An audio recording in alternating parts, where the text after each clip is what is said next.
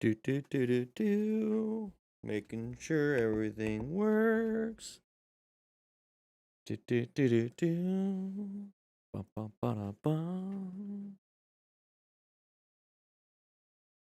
Oh, what was up? Everybody, there you go. Hey, we're gonna hang out for a little bit. We had a power outage. We had a power outage out here at the firehouse, and now we're kind of back up. I kind of let it sit for a little bit, get some music going so we can hang out a little bit more. There we go. We're gonna start class at 3, a little bit early. A little bit early. I know it said it was scheduled for earlier today, or not earlier today. Today at what was it? 3. But we had to change some things. How you doing, Rainin? Let me know if you guys can hear me fine. I gotta put the music up. There it is. The music's not working for you guys. We're just kind of hanging out. There we go.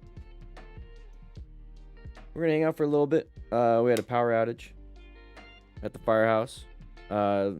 Said it wasn't gonna come up until like 5 p.m. Mountain Standard Time, so I was kind of disappointed. I had to change some things, and so I was like, hey, I'm gonna work out for a little bit, you know. I was gonna work out a little bit, do some studying down there.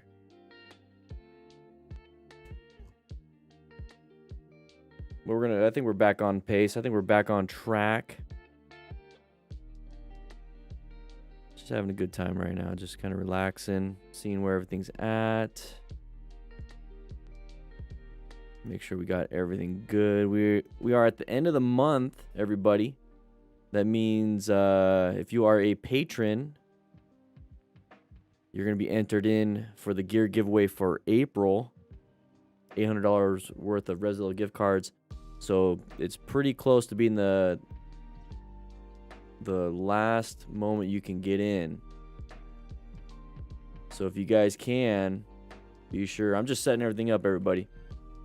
Be sure to become a patron now, and you'll get entered in for the April gear giveaway. There we go. We got that. Just getting set up. What's up, Dan? How you doing? I love your name. Yeah. What's up, Mark? Not a rider, really want to be from Peter. Your videos have made me a safer pedestrian. Hey, it works. Smart rider, smart driver, smart pedestrian, smart runner, smart bicyclist. It all works out because they're principles. It's principle based, and that's the most important thing. I mean, if you run off principles, you're pretty much good. We had some donations before we start moving in on this. We had donations to the Distinguished Gentleman's Ride from an anonymous, a $20 donation. Younger and newer rider who appreciates your videos and commitment to staying alive. And then we got Tori Reeve with a $20. Jurian with a $12.50. I've learned a lot. Keep up the good work. Hey, thank you so much. Nicholas Erickson. Love the engagement in safe biking. Keep it up with a 20. And then an anonymous with a $104 donation. Thanks for the YouTube content and the good work you're doing. Hey, thank you so much. Remember, we are raising money for the Distinguished Gentleman's Ride. I was literally falling asleep on my bed, and I had to we're gonna work out. So I because it's all like power outage, man. It sucks. Kind of pulled me out of the mood. I was in the work mood. Showed up, ready to work. Nope. Wonder how many people we're gonna have in class today, crew. What do you guys think? How many people? You want to guess? I'm gonna say 458. I think 458 is gonna be the max we're gonna have. I look a little dark. Let's go ahead and I think the lighting is terrible in here real quick. Let me go ahead and adjust the lighting just a little bit. There's a little bit more. There we go. 500, 245. Okay, Angelo, I like it. Jason, how you doing from Albuquerque? Woo! Angelo, helped you out in a lot in your first bike. Hey, remember we do have that Motorcycle Training Concepts channel, and that channel is all the training that we do here on this for DanDanTheFireman. It's the cruise version of our training. We're almost at 14,000 subscribers. Holy crap. That is absolutely insane. So while we're getting situated here, I got to get my syllabus out. Sorry for the patrons. I haven't been posting the syllabus. It's just, I mean, I have it. It's just, I've just been busy, super busy. Hopefully, it can be less busy soon. Just how's everybody doing today? Get rid of some of these things. We don't need a lot of these things up. Keep the Discord up. Yeah. 513. All right. Yeah, guys, you need to sign in.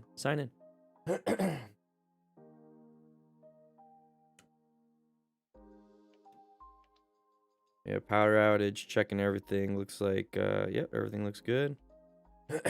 Oh, by the way, everybody, we sold out the rescue kits. Sold out. I put up 80 of the rescue kits. I've been playing around with mine. For a little bit. Sold out. We got a few more. It's just that I'm not putting them up right now. But we sold out. So Muties, I don't know. I think I got my nasal spray and everything right here. Let it work for a little bit. I get congested pretty easily. Once those ship out and I get some feedback, we're gonna make some adjustments and get a whole new order. Thank you everybody that has bought a trauma kit from me, the rescue kit. Once we send those out, we're gonna get feedback, and then we're gonna make improvements on the second version, and then we're gonna get a lot of the second version and just consistently make it a normal thing on the shop at Motorcycle Trading Concepts. And then we're gonna slowly change things out that are for the better, and then I'm pretty much, I spent all year trying to figure out what it is I wanted in a motorcycle kit, and I think I did a pretty dang good job. I went through my own beta testing through my own experience, so I'm not like just guessing on this stuff. So everything in there, I even playing with it consistently since having them here,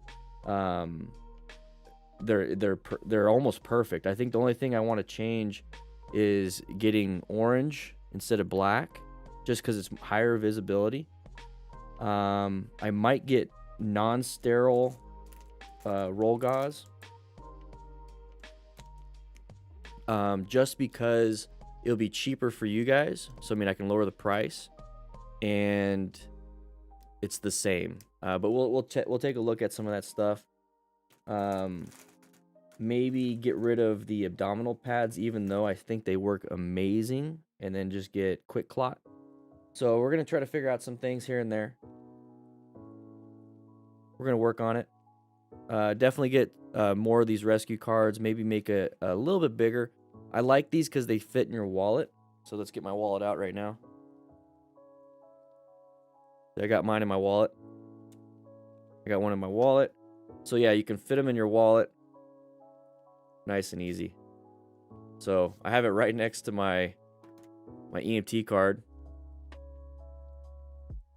So it's the same size. This is my EMT card. Expires the January 25th, 2022. So I got to get I'm going to take a refresher at the end of this year so I can keep my EMT. This will be my second refresher outside of the fire service. Yeah. But yeah, same size. So we're going to sell these separately too. But I have a whole bunch of them that I'm just going to give away. I think I'm just going to start giving them away. What makes them so expensive, Peter? Put them all together. So I put them all together through Amazon, and it came out to with a crappy bag. The bag wasn't that good. It came out to $160 for everything that I already did. So we're selling them for $170. So we got these inside, and then you're gonna get some free training, and then you're gonna get some other things. But the thing is, when you go buy the stuff by yourself, you're buying like massive amounts of stuff that you don't need. You're absolutely buying massive. The tourniquets themselves are expensive. And it's free shipping. So you got shipping you got to deal with. So we're going to ship them out to you guys for free.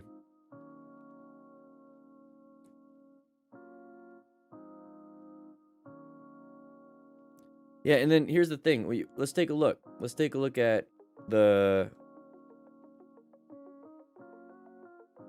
Let's take a look at this. So this is a My Medic first aid kit. Now it says 120 bucks. That sounds great, right? 120 bucks sounds great. You get band-aids.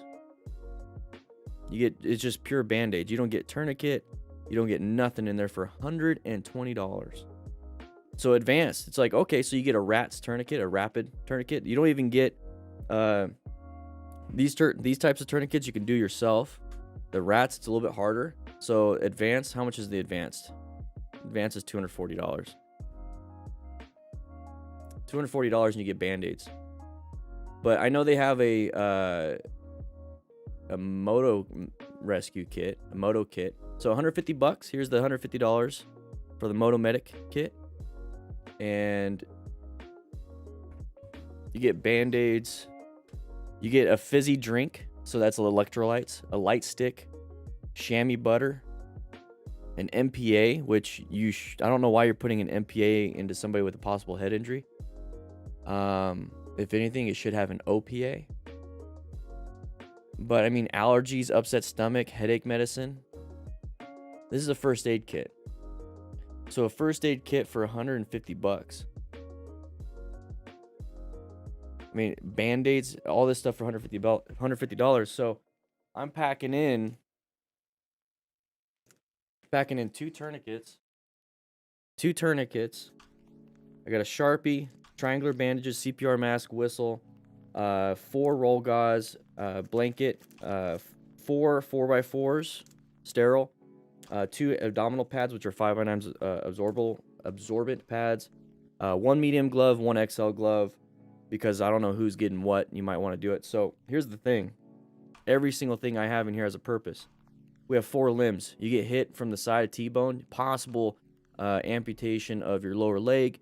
You're going to need at least 1 tourniquet. Sometimes you might need 2. So boom, you got 2 tourniquets. Maybe somebody in your group crashed and they hurt themselves and someone else crashed too. You got 2 tourniquets just in case there's 2 bleeding wounds. The roll gauze, you can easily use it to keep 4x4s and 5x9s on the person so you can free your hands, or use it for packing the wound. Triangular bandages, a lot of shoulder injuries, so if the person is stable, you're able to do a triangular bandage, keep it in a sling and swath so you can keep it comfortable. The Sharpie is to write down the time. You got a little mini Sharpie in there right here. And then let's go ahead and do this. You can see the gloves, just in case somebody buys it and they have small hands or XL. Either way, you can get these on. Emergency blanket, keep the patient warm. So everything in here is not wasted. This thing is packed full of stuff that's not wasted. No band-aids, no allergy meds. If you want to buy a first aid kit, buy a first aid kit. If you want to buy a trauma kit, that's what this is for. This is literally only to stop the bleeding, and it's to save somebody's life. Literally, that is the only purpose for this kit. I mean, $150 here, and you get band-aids and a light stick.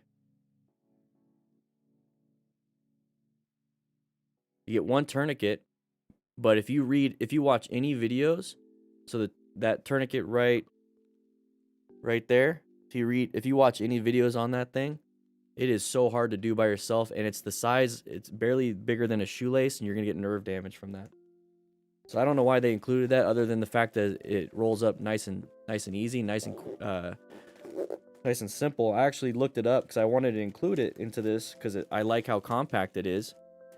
But then when I read more reviews about it, I was like, nope, I'm gonna stick with a normal tourniquet.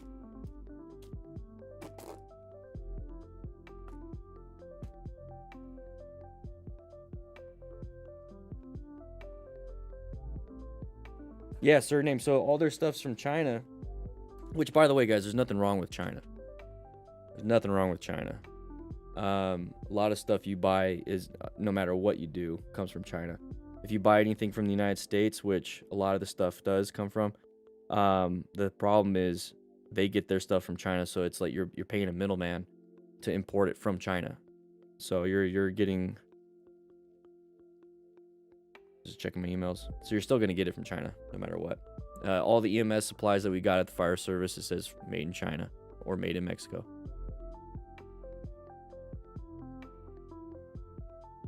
So so what I was trying to get at was I completely spent like the whole year going through my own kit. What is it I needed? What is it that I can do with my scope of practice? What is it that the normal bystander can do with their scope of practice? How do I teach to that? And if the Department of Defense is doing the Stop the Bleed campaign for the general public, and they're promoting tourniquets and hemostatic agents and packing the wound and direct pressure, it's like, if they're trying to do that for the bystander, why can't I? I became an accident management instructor so I can learn more about it and what it is that we need to do there. And it really comes down to, you don't need a lot of materials. You just need to be able to keep somebody alive until EMS shows up. And one of the leading causes of death for pretty much anybody in a traumatic event is insanguination. So you're going to be bleeding out. And so I started looking at the mechanism of injuries through all these different people, all these different crashes. And what I realized was there's a lot of amputees, because I'm part of an amputee Facebook group, so I can see how they got in an accident, what happened. But then you start seeing a lot of these things where people they break their arm or get a big laceration and they bleed out. Nobody knows what to do. So it's a lot of the problems that can happen is breathing, but there's not much you can do for breathing unless you have that proper training, and that is going to be harder to teach over the internet. And then traumatic brain injuries and chest crushing injuries. So really the only thing you can focus on is going to be the bleeding. So this is a bleeding control kit basically, and this is so universal that you can use this at home in case somebody falls down the stairs, breaks a leg, have a compound fracture, bleeding out. You can easily do something with that. There's no SAM splints or anything like that. So I mean, when you have that broken leg, all you can do is really support it. But to me, it's like, what's going to save a life? Is a SAM splint going to save a life, or is an extra tourniquet going to save a life? That's what I cared about. I don't know. What's up, everybody? Oh, Thomas. Okay, so got a question. My teacher told me for emergency braking, I should grip quite hard and push with my arms, and then release the front slow instead of progressive braking. Progressive braking is going to be, the thing is, when you are braking, remember the weight is going to that front tire. So as soon as you apply any decelerative forces, by the way, guys, make sure you guys sign in. We're going to start class pretty soon, but sign in now so you get credit. Whenever you apply any type of deceleration, which is going to be engine braking, just rolling off the throttle, so engine braking with downshifting, or just rolling off the throttle, or applying anything like front or rear brake, you're going to start that transfer of weight to that front tire. And more weight on that front tire means more traction. So the moment you apply anything, you're getting weight on that front tire. So you need to squeeze gently at first to get that weight on, and then squeeze more and more and more and more, while more and more and more weight goes to that front tire. So to do, if you don't do that, and you just squeeze it super fast, super hard at the beginning, there's no real weight on that front tire, which means it doesn't have that traction to grab and slow down. So I'm trying to read what it says right. I should grip quite hard for emergency braking. Grip quite hard and push with my arms, and then release the front slowly. I don't know exactly what it is that he's trying to explain to you. Maybe there's just a miscommunication there. But if any coach tells you to slam that front brake, they might not be teaching you. They might be trying to say something, but they can't explain it. And I think the best way you can explain it is by understanding the process. Yeah, I'm just double checking. Okay, so we got that video up. Good. All right. Getting class situated. So what I wanted to start doing, let me know if this is something you guys would like. What I want to start doing is having these dorm room conversations, which, by the way, let me go ahead and put the put my bed back up. There we go. Super quick. I'm like the Flash.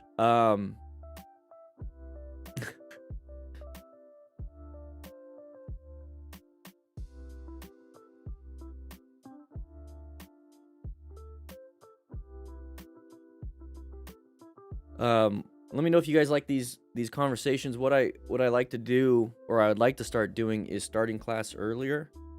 I would like to just talk to you guys about what I learned for the day, because I spend all day learning. I spend all day trying to read, and I have like a list of things that I get done a day, and a lot of it has to deal with learning.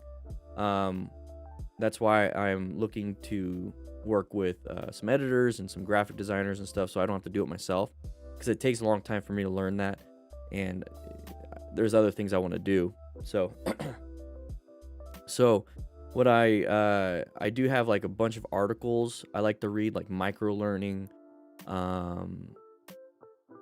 little things like that, how to, situational awareness type training, the fight or flight response, root cause analysis training. What else do I have? I have so much that I want to learn, and I'm slowly learning about it, and I would like to be able to share with you. I'm trying to find it. I'd like to share with you some of those things, like tacit. Oh, that's why I had it on my phone. So tacit knowledge. Go ahead and put that up on the board. So this is just a blog. So I'm like slowly learning about tacit knowledge and explicit knowledge, and the psychology of learning, adult learning principles, and I want to start bringing you guys in on that, because as part of the Smart Writer principles is teaching and mentoring. So might as well just explain to you my learning process, what it is I'm trying to do myself. And then when we go to the office at the end of the class, kind of go over what we learned in class, and then kind of expand a little bit more on this. But class is when I'm DanDanTheFireman. All right. Like we're holding a class from 3 p.m. to about 4 p.m. Mountain Standard Time, which we got to get started pretty soon. But before and after, I'm just Daniel. All right. So just like here, Daniel Torresia, something like that. But like this, I'm learning about tacit knowledge and everything, and explicit knowledge. So when it comes to that, it's anything you learn that is written down, like this right here. This all of this is explicit knowledge. All of this is explicit knowledge. Anything written down, anything that is trying to be explained, it has a structure to it, is explicit knowledge. You can have tacit knowledge, which is the knowledge that you get through learning experiences, through your own, for me, 11 years as a firefighter, I've gained a ton of tacit knowledge. And a lot of the problems is a lot of people take that to the grave. A lot of people take that knowledge they learned, and they don't know how to teach it, or they don't care to teach it. They don't want to do any of those things, or they just can't figure out how to do it. And those that can do it, those that have figured out how to make it readily available for everyone else, it turns into explicit knowledge. So the MSF course, lots of minds have come together, created a program, and has made it to where it's teachable. Now, those people that are teaching, they are either just themselves just learned how to teach what was written, or they've experienced it and are applying those written words. So if you get a coach and you could tell they have no experience, you can tell they're, they don't really know what they're talking about. They're reading from the book. They're reading from the PowerPoints. Those are people that work well with work well with explicit knowledge. And then through the years, they might pick up things through experience and develop the tacit knowledge, the knowledge that they gain through experience.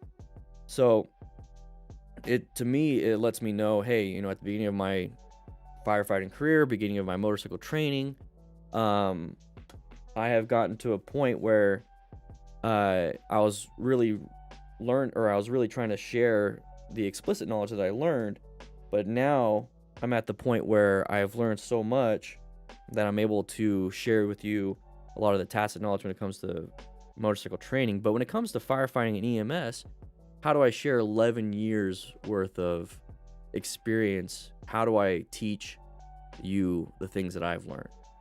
So that's where I'm at. So when it comes to being a mentor, so if you guys are thinking about becoming mentors for somebody local and you're struggling really hard with how to explain how to ride a motorcycle to somebody that's new, just based off your experience without any formal training, don't be discouraged. That's because you have a ton of knowledge. You just don't know how to share it. And that's what tacit knowledge is. It is extremely hard to do. Extremely hard to share and spread the knowledge that you learned through experience and everything. So don't feel discouraged when it comes to that. So for me, how do I apply this to what I do?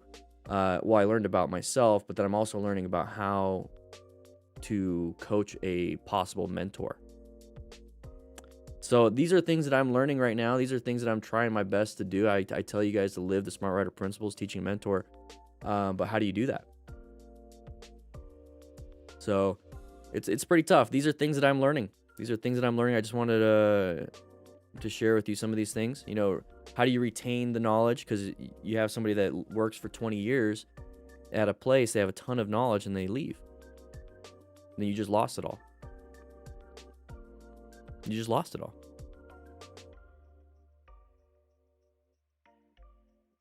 So how do we get people with 20 plus years of knowledge to teach the next generation? And that's what I want to set up. I want to set up a mentorship program.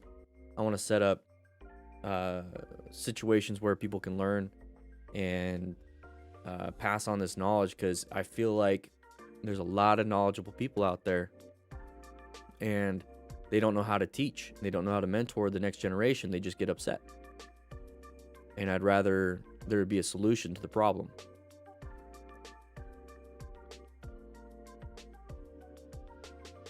So that's what I've been learning today and yesterday. I mean, I've been learning it for a while, but it really has stuck out to me. It's just one thing I can focus on. I was focusing on basically the trauma kit launch, which, like I said, we sold out. Make sure you guys sign in, by the way. We sold out, and now I'm getting some Blue Trainer tourniquets, and I'm going to be making some videos for you guys, so that way you guys can learn. Ooh, sorry, excuse me. You guys can learn also.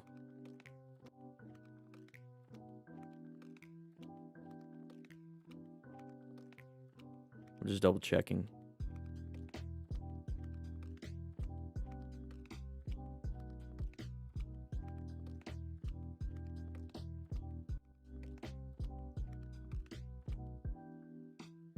I'm just gonna buy some more, because I figure I'll need some of these. My supplier is still getting back to me. I want to get like 300 of them, but right now I'm gonna have to just buy some off Amazon right now. There we go. William, how you doing? Became a crew member, baby. Woo!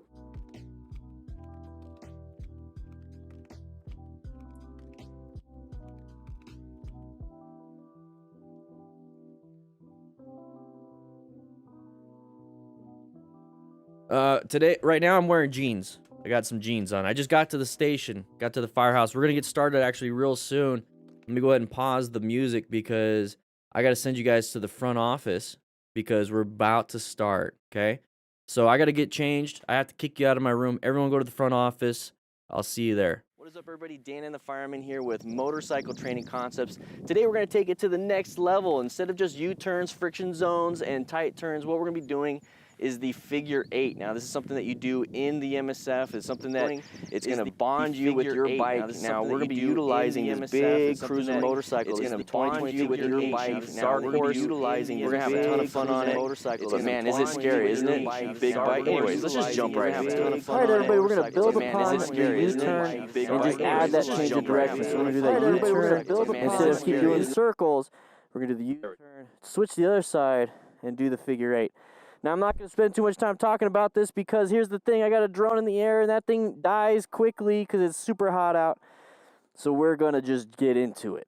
Now, this video is specifically for those that are having difficulty with their big cruiser. There we go. Sorry. Once again, we're using the 2022 Indian Chief Dark Horse to do this exercise. I do have a diagram. It's floating up on the screen. Basically, use a parking lot, and every 2 spaces, this is where we put those cones, okay? We're going to start off on the outer cones, and if that feels too easy, we're going to move on to the inner cones, and we're going to try to do this fun little thing, all right? Let's see how this works. Let's see how it goes.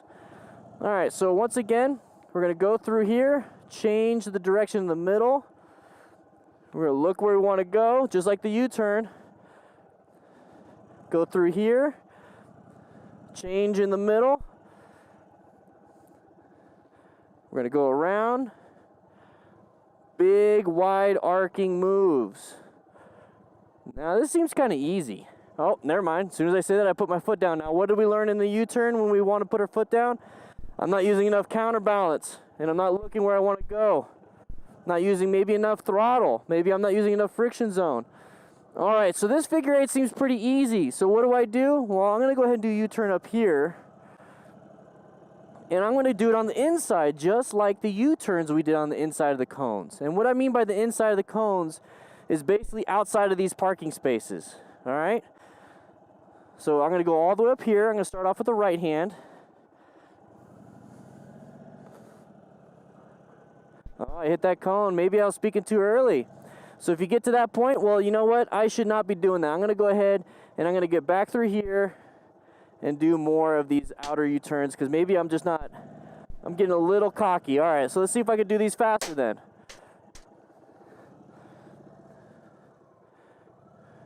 Okay, so I'm getting more bike bonded. I'm getting more used to how the bike feels. Oh, give it some throttle. Yeah. Okay, so I'm looking where I want to go. Okay, I feel good. I'm going to try it again. And that's the whole point of this. You're constantly evaluating what it is and how you are doing. I had to fix that drone. It was acting a little funky, slowly moving away. So here's what we're going to do is we're going to go through the middle of this instead of the outside. So make sure you guys sign in. Hit that like button.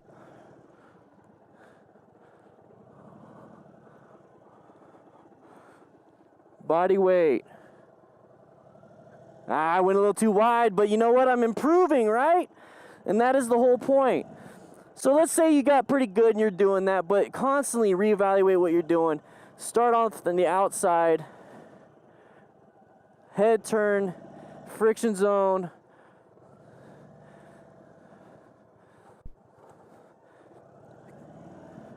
Counterweight, everything. And there's that diagram in here. Now, once you get good at this, you can constantly go in circles. You can figure out that balance point if you really want to. And you're going to get better and better and better. And once you get better and better and better at this, let's see if we can hit 200 likes before class starts. And learning what it is that you need to do to make that happen. Once again, it's all about that counterbalance, head look, friction zone, throttle control.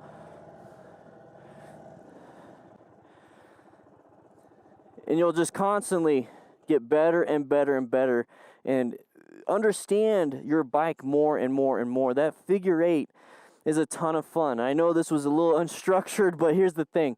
What you need to focus on is the same stuff as the U-turn. You need to head turn, friction zone, throttle control, turn those handlebars, counterweighting, and now, outside of just committing to it, you need to change that direction. So you need to be able to switch and move around.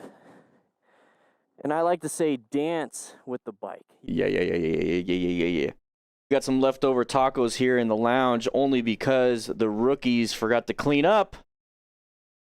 All right, rookies. Today's Thursday. It's not Taco Tuesday anymore. And to answer the question, I just saw it, riding the clutch and practicing for a half hour does not damage it that much, if not at all. So I wouldn't worry too much about that. All right, so what we're going to be doing today, everybody, is we're going to be talking about some motorcycle crashes and close calls. Once again, and this is going to be another MotoStars video. And it looks pretty interesting. We're going to be talking about, you know, what happened, how it happened, using the after-action review process. If you showed up here before class started, we're hanging out in the dorm room just kind of talking about some knowledge stuff. So I was going to ask you guys, too, because this is going to be for everyone. Before class and after class, we are going to start talking about what we are learning, how we're learning, and answering questions, and what I'm learning, too, specifically. I don't want to be here standing up on some kind of pedestal. I'm really short. I need it. But the thing is, I'm going to be showing you guys what it is I'm learning so I can grow to myself, and then maybe you find that interesting and can grow with me. So part of being a smart rider is teaching and mentoring others, so I want to bring you along my journey myself. But here's the thing, we're going to have some fun.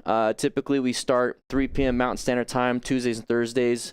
So make sure you hit that subscribe button. Make sure you hit that notification bell button. We post a video every single day, too, also. But before 3 p.m. and a little bit after 4 p.m., we're going to be in the dorm room because I'm getting ready for class. And then we're going to go into my office and have a nice chitty-chat. All right? So remember, there's links in the description for everything you need. So if you want to know how to donate to the Distinguished Gentleman's Ride, if you want to enter the gear giveaway, which, by the way, April is about to close. We're going to start in May. So if you want to become a member now on Patreon, you get entered into the gear giveaway. $800 worth of Revzilla gift cards. And here's the thing, okay? Let's just get to class. I don't even know what I'm trying to say. Let's just get to class. Show us my crash. Show you guys my crashes. I don't have any. Well, you know, we have one. You guys want to see one? You want to see my crash? You want to see the one crash I had? All right, let's take a look at the one crash I had. Let's see if I can find it. That's the wrong thing. Let's do this. What is up, everybody? DanDanTheFireman here. This Man, look at that. this video is... Oh, man. One sec. Audio's not working for me. And here we go. Sent in by some dumb person that decided to take his Harley Sportster off-road. And he's going to crash into a bush. How terrible I was. Traction on that rear tire and then launch into a soft object. Well, it seems to be soft. And he's going to damage his bike, and then he's going to feel really crappy. So let's go over some of this stuff and figure out why this happened. So immediately this person thinks that they can take their... All right, I'm done. I hate listening to myself. I'm sorry. I crashed into a bush. Whatever. Let's go to the original video. Let's go to the original video. This was like we're not starting yet. 2016. 2016, I used to do off-road Harley stuff. This was Saturday Scrambler number 15. Let's get to it. I'm going to try to get up on this little mesa, this little berm up here. That's on a Harley, by the way. Here, I got to get over this real quick. Tres amigos. That's the only crash I had. Knock on wood.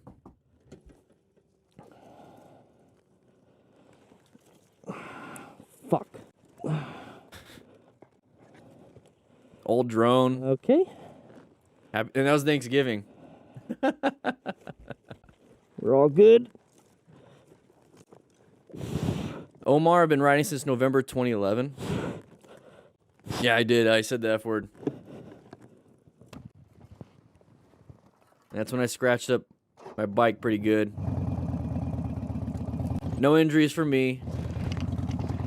So I'm just walking the bike out. Under its own power. Let's put the side stand down.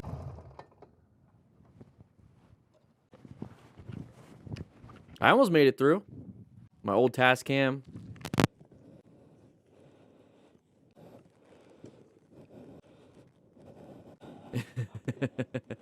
That stick could have gotten through my leg. Look at that.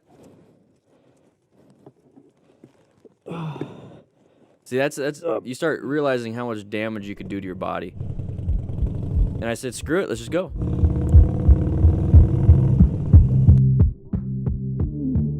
So I think this music is copyrighted now, so this video is no buenos. If you want to watch it yourself, I'll go ahead and share it with you. Dan Crash Bush Man. There we go. If you want to watch it yourself, there you go. We're gonna be going over some stuff once we hit 200 likes. We're getting some people in class right now. We are raising some money for the Distinguished Gentleman's Ride. Whew. Yeah, Bill. If I had a trauma kit that had Band-Aids, it would have helped. But I don't have a trauma kit that has Band-Aids. I have a trauma kit that actually works. Boom. Yeah, it was a lot of fun. It was a lot of fun. I didn't have a rock mount back then. Rock form. You're absolutely right. But guys, we're gonna get started pretty soon. We're gonna get started pretty soon. Don't worry. We got this video right here. Let's take a look at the intro. Oh. Got a nice little video. I'm doing good, Ross. Doing good. It's towards the end of the week. I gotta get some of this Rockstar energy drink. Well, hopefully they sponsor me at some point.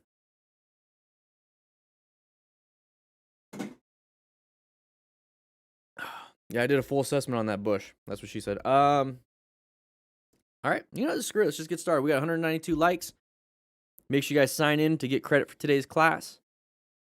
We're gonna have a ton of fun with today. We're gonna go through some of these things. There we go. Started the recording. We gotta send it out to everybody else. Make sure you share this. Make sure you share this. Here we go. Dun, dun, dun, dun, dun, dun, dun, dun. All right, so we're riding around with some friends. All right, a little close. The biggest mistake in this situation was not 143. safe distance relative to the speed at which bikers were traveling.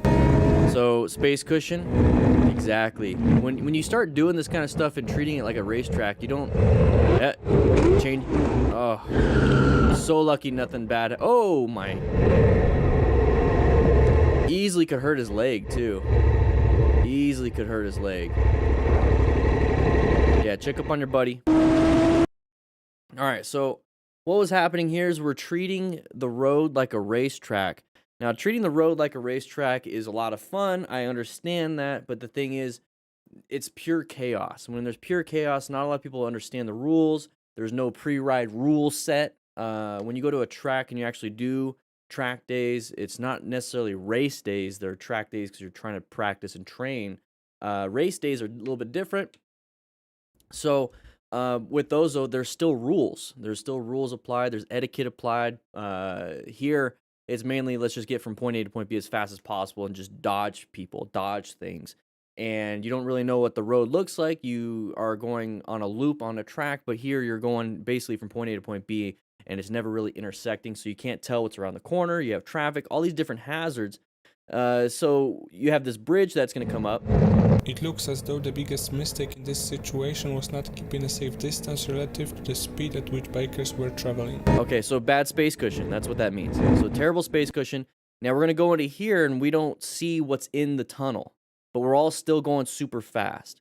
So when we see these people up ahead, look how far away they are. They're little tiny little dots. They're little tiny. They're tiny here. Then all of a sudden we're getting a little bit bigger, getting a little bit bigger, getting a little bit bigger, getting a little bit bigger, getting a little bit bigger until we actually collide with them.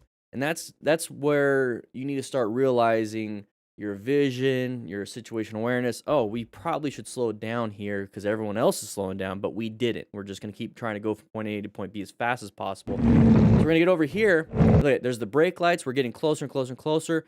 Can't see what's in the tunnel. So right now, this is what we see, and this is what they saw. So they were slowing down because they can't see anything. But we're going to go ahead and just ride through it because we anticipate that they saw everything is fine. They're slowing down with a bunch of dum-dums. We're going to haul ass. And now we can see, oh crap, maybe I should be slowing down. We're going 141. I'm guessing kilometers. And we're trying to not hit them. We did hit them. Oh, maybe it's not 141. It says 12.3. I don't know what that is then. But we hit him. Easily could have dumped the bike. Easily could have collided, or not collided, but could have hit the ground. Possibly hit his leg. You're going to have a lot of issues with your tib fib at that point. Glad he has full gear. They both have full gear. But remember that person we passed up? They were doing the same thing. So we tried to escape. You hear some skidding. You hear some locking of the brakes. That guy almost collided with us, and he was going faster than us too. I think that might be the voltage. But yeah, everyone's just chaos. Can you see if there's a car coming? And I understand it's whited out because of the lens and then the shutter and everything. But here's the thing: your eyeballs do the same thing. So can you see another car coming? We're in the wrong lane. We can easily get hit. We're stalling over here. Look, we're a couple seconds later. We got hit by a big old truck. All right. So overall, what can we learn from this? You know, we just went over the whole process. What can we learn from this? Let's just not haul ass. Let's not haul ass with a group. Let's just stay staggered. You know, let's not try to race each other out on the road. You're gonna create confusion, possibly collide. And take a quick look. He's just wearing regular shoes with some really high white socks. That's it. That's all he's doing.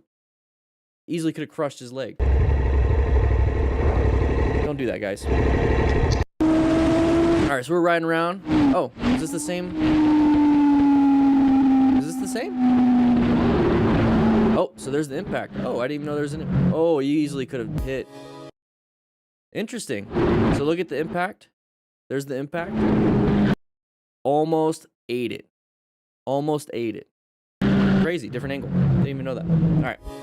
So we're riding over here. Life of Mills. Whoa, that was weird. No, go back. 1 sec. No. Let's go back. Let's take a look at that. And then we'll move on, because I think that was just part of it. All right, let's move on. All right, we're riding around. Good everything so far. Good everything so far, except for this person right here. No, dude. Ride in the group. I think he was trying to do a running burnout, a rolling burnout or something.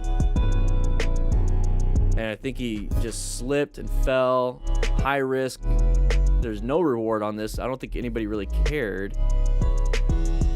And now that bike is destroyed. No, it handled pretty good. It didn't destroy it. All right, let's take a quick look at that.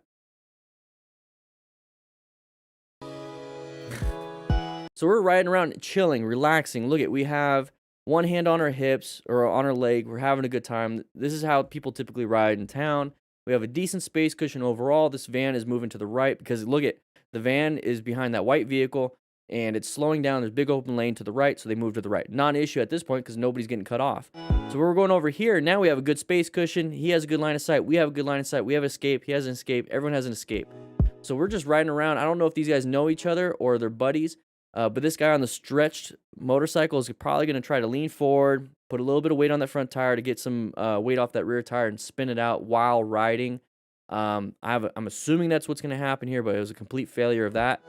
This person right here, I'd be really upset. If this was a group ride with my buddy and these two people came up randomly, it'd piss me off. If they were people I knew, I would tell them not to do that. So, now look at, if I had to swerve right, they took away my escape path. I can only swerve left. So they removed an option for me. If they swerved left, they would hit me. If they swerved right, they'd cause my buddy to get in a lot of trouble.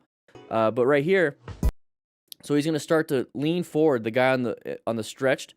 He's going to lean forward, put some weight on that front tire. Now, I'm not going to assume I know exactly what I'm talking about because I don't do this stuff. But if anyone here in the stunt culture understands a little bit of this, he obviously failed at it, and his left foot fell off. Unsure why, but I have a feeling we were trying to do something other than just riding. So let's go back just a little bit so we can hit play so you guys can see it. Just fell off, and then he fell down. Now take a look at the bike. Okay, let's ignore him for a second, make sure we're full gear, but look at the bike. It is staying upright the whole time. Staying upright the whole time. It is well balanced. The motorcycle is a well-balanced machine, especially stretched. It's going to balance itself pretty well. Look at that. It's just rolling with no inputs. Going pretty much straight. Jumps a curb easily, and it's going to keep going. Yeah, that's pretty cool. It's interesting to see. And then it just wants to take a little nappity nap. So as a smart rider, when we see our buddy on the ground like this, or if he's hurt, if he's walking, he should be doing fine, but that can mask some things. You know, walking, all that means is that, you know, there is some blood pressure, so he's got some blood in the brain. He is breathing. He does have circulatory system intact. His airway seems to be intact so far. So a lot of the major issues are pretty much golden. We're good. The things that I'd be worried a little bit more about is there any broken bones? If he's walking on his legs and not limping, more than likely nothing really. Unless I mean, for bones, probably not, because then if it's a structural issue with bones, think of bones as like scaffolding in the framework of your house. Everything else is like the flesh. So, only real concern would be flesh wounds or anything like that. But it looks like he's got some decent gear. It wasn't a high speed thing, so mechanism injury seems to be pretty good. So overall, what can we learn from this? Let's just not do some dumb things. I don't know. Maybe not high risk for no real reward for me. I don't know. But there's that back. That's why you wear gear, tumbling. So shoulders, elbows, knees, hips, everything. The bike had to lay him down. I wonder why the, let's go ahead and refresh that. So we got a new member. I don't know why it's not popping up on the screen. We're going to fix that real quick. We're going to fix that. Let's get my pen out too while we're at it. How's everybody else doing? You guys doing good in class? Everybody doing good?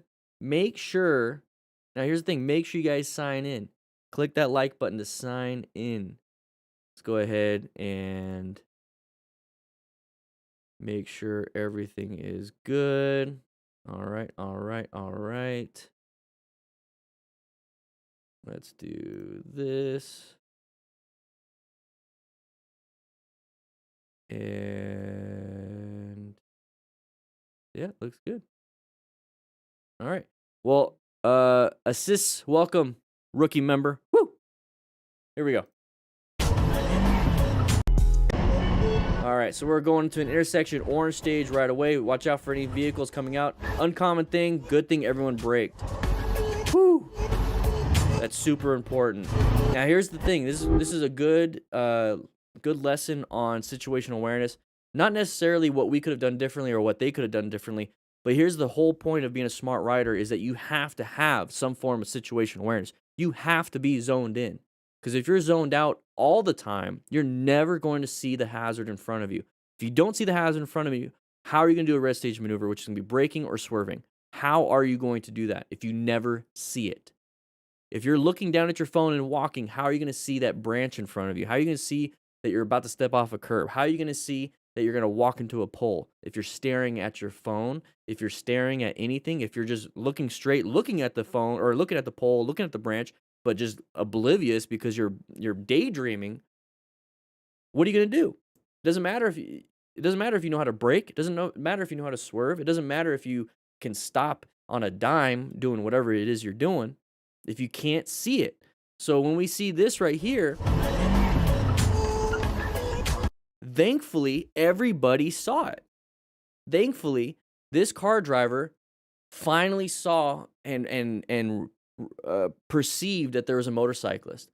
Thankfully, this person saw and perceived that there was a car coming. Thankfully, everyone applied brake pressure and stopped. Now, here's the thing. If one person didn't do that, if we didn't stop in time, we would hit. If the car driver didn't stop in time, they would have hit us. So two people had to see. Two people had to see us. Or I'm sorry, two people had to be aware. And then two people had to have fundamental skills. I don't trust anything coming from this person. I can't control that person. I can't trust that person's going to see me. I can't trust that person's going to stop in time or swerve out of my way. I can't trust it. All I can trust is what I can do. Can I stop in time? Can I swerve? Am I perceiving everything? Am I being situationally aware? If I'm 100%, then I should be okay most of the time. You see how I said most of the time? If I'm perfect, still doesn't change the fact that somebody like this can come at me. It doesn't change the fact that there could be something in the road that that came out of nowhere, a deer. It doesn't change the fact, and that's part of acquiring and utilizing personal protective equipment. That's the next step, just in case something bad happens. And if a buddy's watching me or if somebody else is out there and they rescue me, that's the next step. And then we're all learning by teaching and mentoring. That is why the SMART rider principles are situated in that way. Situation awareness, maintain fundamental skills, acquire and utilize, rescue another rider, teach and mentor. It's down that list that you need to start focusing on, because we can't trust people to do this for us. Cannot trust it. So who's responsible for our safety? Us. Who's at fault in this situation? Them. Does it matter if we're in the hospital or dead? Nope. Doesn't matter. Does not matter. So let's make sure we pay attention, okay? That's going to be the tone of today's class.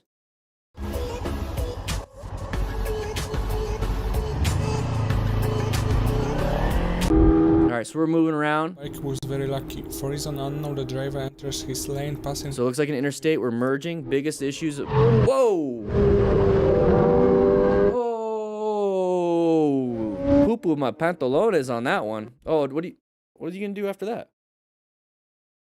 In this case, So we're going 50. So I'm assuming. bike was very lucky. So look at the flow of traffic. So we're going 50. Now watch the traffic above us and see how they're consistently passing us. So we're not getting up to speed with the flow of traffic. We're not merging very well. In this case, Look how fast everyone else is going. for reason unknown, the driver enters his lane, passing him by a few inches. So we got very lucky. I'm going to assume that this is a newer rider, or it's just somebody not paying attention, which they kind of look the same. We're not going with the flow of traffic, which is going to cause other people in traffic to not really see us because of motion-induced blindness. If we're going too fast or too slow, they can't judge where we are in space and time. They have a terrible time doing that with other cars. Imagine a motorcycle.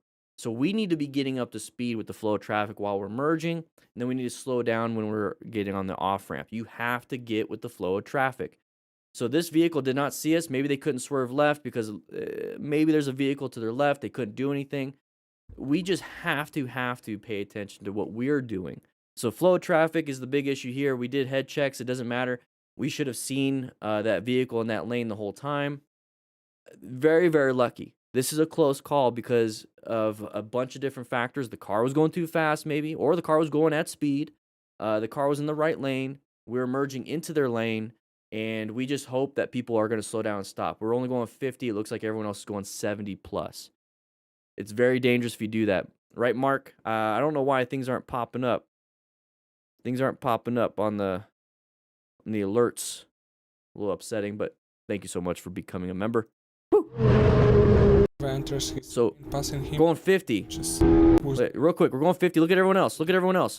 There's Mark. Him by a few inches. And we just like, we're barely, now we're going to pick up speed. Why weren't we picking up speed prior to that? Why, we were going 50 the whole time. Now we're going up to, why didn't we, I don't know. That's going to be the problem. All right, here we go. No audio on this one. He's filming with his phone, not paying attention what's ahead of him. Hey, what did we not talk about? I'm glad. Phones? I thought people on cars were the only ones that got yelled at. I'm glad I'm good. I ain't get hurt. You had your phone out, dude. You weren't paying attention. Woo! Get in the car. Get in the car. I hit you, mirror. How is it hit me? Oh my gosh. Get in the car, though. No! You just hit me. No, you ain't good. You good, though. You're right. She's angry. I'm good. So she's more concerned about her car. I started. I got your Facebook. I need my money for my mirror. Oh, it's a money issue for her. You know my Facebook. I ain't hit you. You hit me. It's on video. I'm good. Video. All right, get in the car. There's a level of panic that's involved when it comes to vehicle crashes and emergencies or perceived emergencies. I don't know how much I can get away with it, but my wife's Hispanic, and we used to call it the Hispanic panic or Mexican hysteria. That's so racist, though. Now that I think about it, but it's funny. It's what happens. There's a level of panic that's involved. There's a level of panic that's involved. So we're riding around here, and so we're getting our phone out. Take a quick look. We drifted into that left lane. We drifted in that left lane. So we're kind of screwing around. We're screwing around. Yeah, you don't want to make. I don't want to make my wife mad. She's gonna get at me really hard. Look, we drifted into the left lane right here. We drifted in the left lane. We're on our phone. We're not paying attention. So we're white stage. We're trying to do other things outside of riding. We're not doing what we're supposed to be doing. And then we get in front of somebody that is driving, and then this happens. So this person could not be paying attention, or could possibly not be paying attention. We were definitely not paying attention. So when we talked about that previous video where I wanted to focus on what I can do versus what they can do, thankfully both people paid attention here. Well, in this situation, both people did not pay attention. So if we're screwing around, we hope this person's paying attention. If we're doing what we're supposed to be doing, we're hoping this person pays attention. If we're doing what we're supposed to be doing and this person's not paying attention, we hopefully can see those patterns of side of the vehicle, of somebody coming up on our butt, of somebody turning left in front of us. So here, both people aren't paying attention, and therefore a multitude of factors came together and collided. This right here is why we need to be paying attention and not screwing around while we're riding. He's lucky he didn't get severely injured. And the thing is, he's okay, he's not hurt, which is great. She comes out and she's upset about her car because this guy created a problem for her. And throughout the whole thing, it's just an absolute crapshoot of public interaction, interpersonal issues. So we're not even going to focus on that. Let's go on to the next one. All right, get in the car! All right, so we're going around. Very unlucky. He didn't in time see a right That's a modulating headlight. obstructed by a car. That's a modulating headlight, but that right there was a very terrible collision. So this right here, that's a high mechanism. That's why they're not moving. Whoa. Não, tô ligado. Tô ligado. Chama a ambulância aí, por favor. I got my syllabus right here, so I got that video. So Renato, I have a feeling.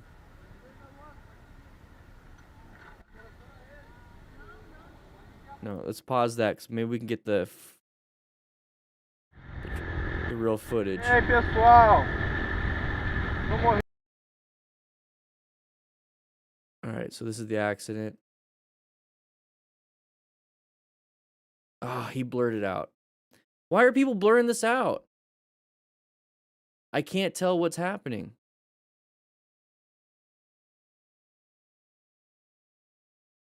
That didn't look good. That did not look good at all. See a running So we're lane filtering with the modulate. So what I was trying to get at with the modulating headlight is the modulating headlight's going to allow people to see you better. So our eyes work off of light. Okay, so our eyes work off of light and movement. So if you can combine both movement and light, you're going to be seeing a little bit better. So high vis gear kind of works in that aspect where you're reflective of light and you're moving. So it's a little bit easier to see. But when you have a modulating headlight, or if you have any lights on, it's easier to see. It's hard to judge where you are in space and time. Like if you're 100 feet or 200 feet, it's hard to judge that. But the thing is, you're able to be seen, and that's the important part. So a lot of places don't allow it, but if you're in a state or a country that does, I highly recommend getting a modulating headlight. But this one, it seems like it's more of a jerry-rig situation where it's not modulating at the appropriate speed, because it looks like it's a little bit annoying. Might have been done on its own. light cyclist. I mean, look at that. He's got his brights on. He's turning his brights on, his headlights on. So that right there, though, that is a terrible collision. So he's going through an intersection, poor line of sight. That's a bicyclist that got hit. Bicyclist maybe shouldn't have been out. We don't know. You don't know if a bicyclist is going, and it could have been a time for him to cross the crosswalk. But that is a collision, very high impact, T-bone, and this is exactly why I have this kit. So we don't do Band-Aids here. This right here is not a Band-Aid situation or have allergy medicine or ibuprofen. This involves if somebody is bleeding out, if you ruptured, let's say you broke his tib fib, it's a compound fracture, and there's a profuse amount of bleeding going on, put on a tourniquet, high and tight. You guys need, I'm going to do it on my arm so you guys can see. You get it up there. High and tight. Attach it. Time. Get it in my trauma kit. Got a little Sharpie. I'm going to check real quick. No pulse. You have to learn how to use these things. And if that person had an open wound that was bleeding profusely, the best thing you could do is stop it so he doesn't die, because how long is it going to take for EMS to show up? How long is EMS going to take to show up in this area? Usually in the United States, in town, at 7 minutes, 5 to 7 minutes, 5 to 8 minutes. Sorry, I'm just stretching it back out. This is my trainer. This isn't my trauma kit. This is my training kit. 2 hours is recommended. But yeah, right here, high impact. Easily high impact. Now, he's on the ground on the left. That's the rider. So how are you going to rescue another rider? You guys need the training. Definitely need the training. That is the bicyclist, probably unconscious, severely injured. If they're bleeding out, that's the one thing you can control. If they're not breathing, hopefully you know how to do rescue breathing. If they are have a TBI, nothing you could really do. Just setting up my tourniquet back. So that's the whole situation. That's why we have a trauma kit. That's why we rescue another rider. All right? It's all blurred out. I can't tell. I can't do an assessment on this. Chama a ambulância aí, por favor.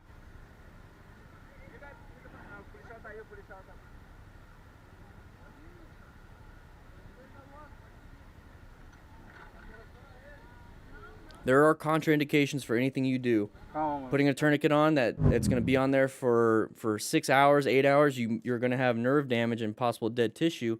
But if it's something where you're in town and there's a hospital 15 minutes away and EMS is going to be there in 15 minutes anyways, if you put on a tourniquet, they could be, or if you don't put on a tourniquet, they could bleed out, and depending on the blood vessel that's been lacerated.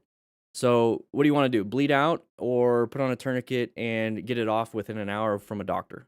So for the most part, tourniquets are a great tool. It's not the only tool. You do have direct pressure, and you do have packing the wound, so you can pack the wound with some roll gauze that we have in the kit too.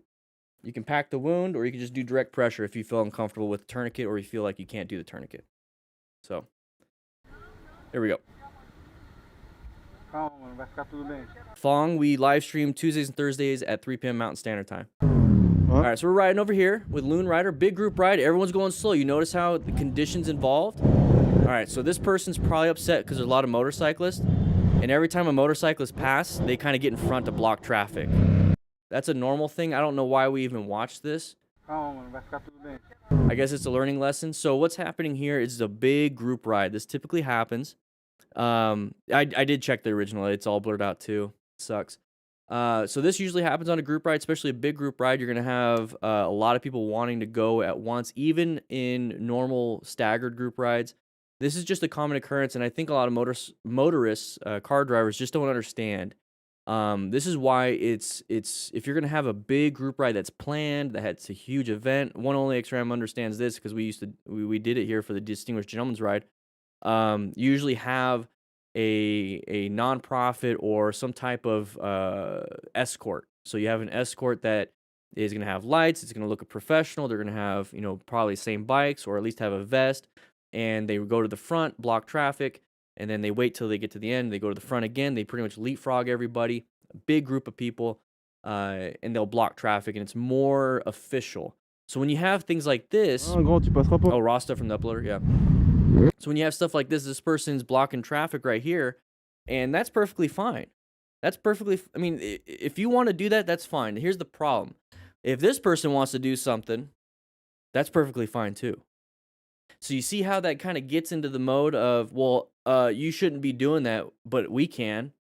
It's kind of ridiculous. So if we're going to do this, we cannot be upset that they're going to do something stupid. We cannot. But if you have an actual escort, a police escort or some type of escort that is official, they know how to handle these situations, they're professionals at this, then you're going to see less of these types of people, and you're not going to have to deal with these things. Okay, so this is a big ride, big, somewhat controlled ride. This person's upset. Now this person's going to take the lead and sit right here too. The problem is we're agitating the public. So how do we solve that problem? The best way I can think about it is hiring an escort. If we're going to do such a big ride like this, let's say 200 people are in the group ride. I mean, if you can get at least 10% of the people to pitch in for an escort, I think you could do that.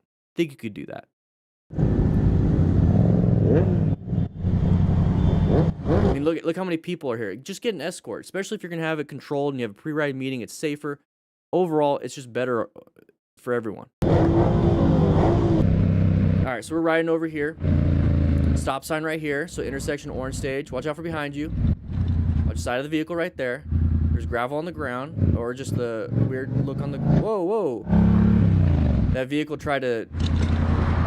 Very impatient. It's a Prius again? Yeah. He did exactly what I would have done, though. He did good. So we're getting over here. Now, we're on the far left. What is that sign? Left turn only. I don't get that. It's an all-way stop sign. I think he blurred it out.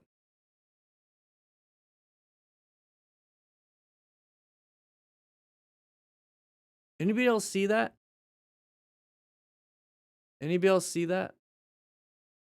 Right here. This is what I'm looking at.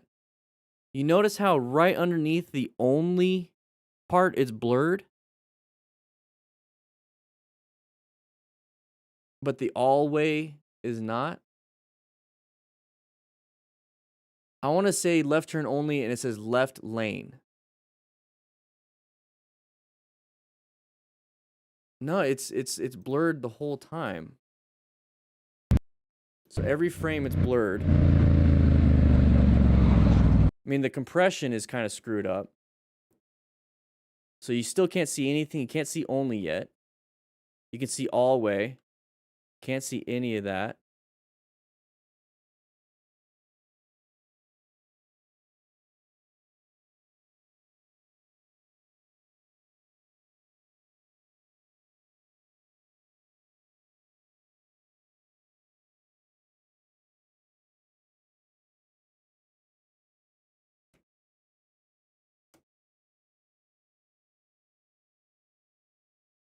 Trying to look at signs.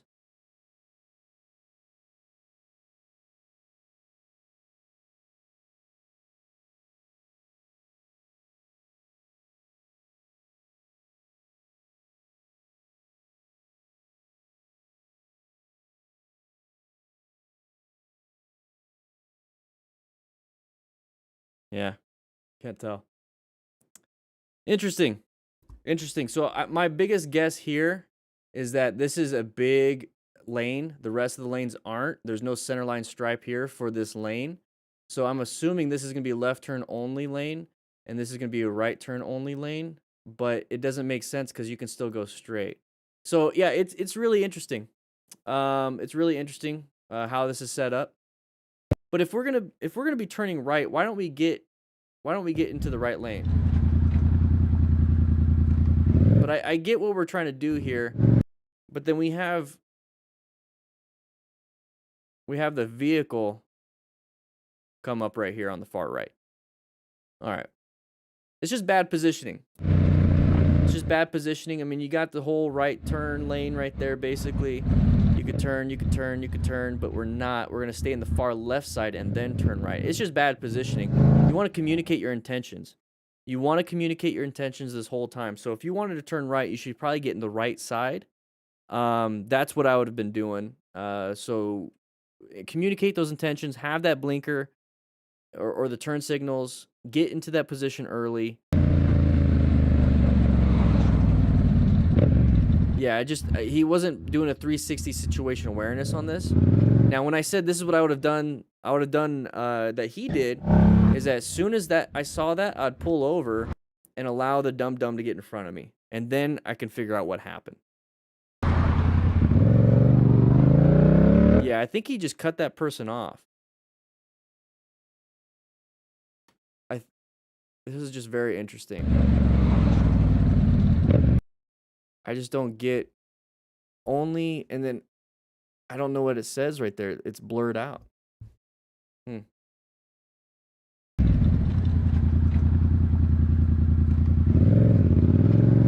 It's the same car. It's the same car.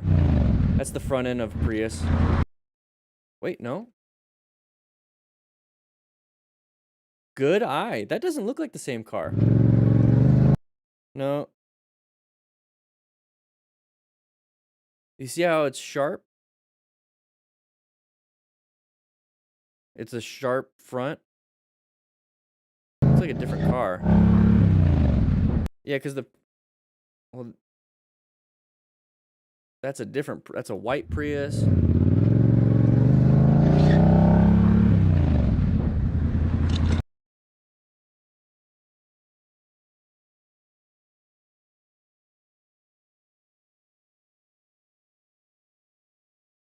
I still want to say it's the same car because I don't see anybody in his mirror. And it's like the same cut. Anyways, same car. Same car. This is a weird video. I don't think I'm going to use this one. Alright, so we're going through here. Regain control over cornering, blind spot. Driving the bump on the road. Alright, we're looking at our mirrors for a reason. Okay, look ahead. Slow it down. That car freaked us out a little bit. Yeah, that car freaked you out a little bit. Oh, hit a bump. Oh, see that right there? A simple bump, and you go off a little bit to the right, and you get your shoulder into the cliff face, and it stops you immediately. You broke your shoulder easily. Broke your collarbone easily. You got to be careful with that. And I don't know if this guy could get the bike up, but imagine just riding by yourself. The sign probably does say stop if you're going left. You're right. Maybe it says stop first.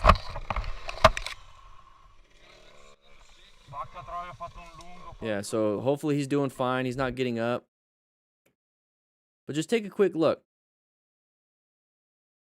So remember, slow look, press and roll. We can't see very far around this corner. He's not doing crazy speeds. It's just a matter of what happened. It was a road hazard. It jostled us a little bit, surprised us, and it seems like he gets surprised pretty easily when it comes to anything coming around these corners or anything that happens. So if you need a perfect road, perfect everything, and if any little surprise causes you to put terrible inputs into your motorcycle, that means you shouldn't be on that road yet. You should practice a little bit more, maybe go on a slower road. So we're gonna get through here. Regain control of So watch when the vehicle comes over. Watch the inputs in his hands. The bike just after driving the bump on the road. As soon as the car comes, watch the inputs in his hands. The car. You see how it's straightened up? It's so minute that it's kind of hard to see. But if you are confident in your lane positioning, if you're confident in your vision, if you're confident knowing that something around the corner could possibly be there, and if you're confident that this person is going to be in their lane because you planned it pretty well, you're able to escape a lot of these things. You're going to do some inputs like this. He stands it up. He rolls off the throttle really hard. You see that? Now, that could be a normal response because you see a vehicle, but then maybe we're going a little too fast for these corners, right?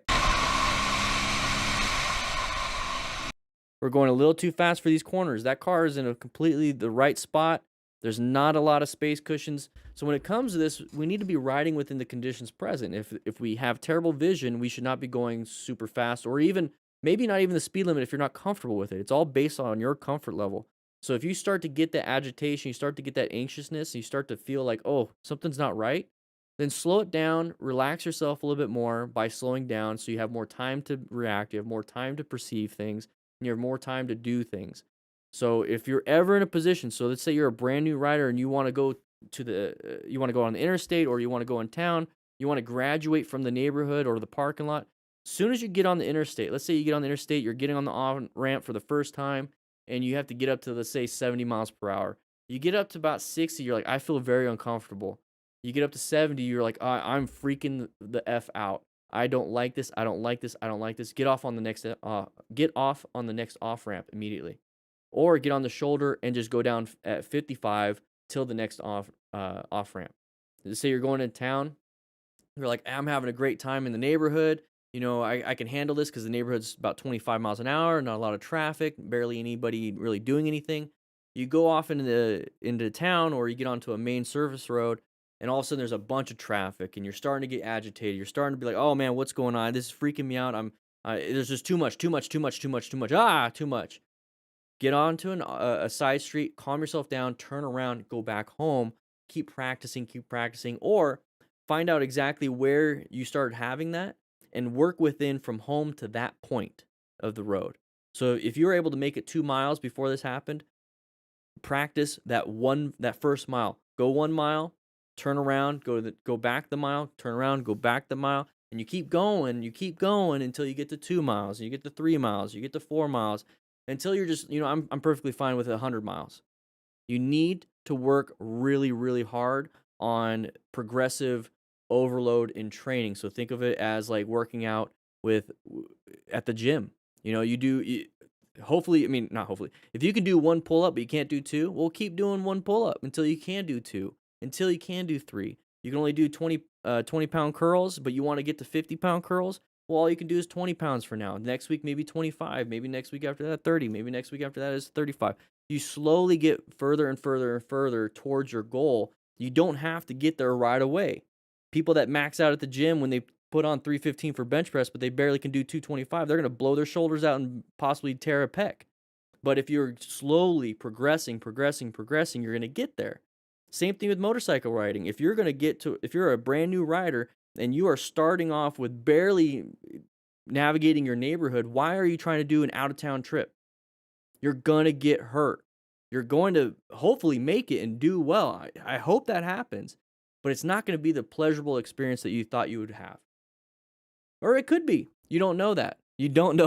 But if you're getting nervous on the way out of town, don't keep going out of town. Main thing right here, I know I went on a little soapbox. The main thing here is make sure we're doing what we're supposed to be doing, and by not going outside of our scope.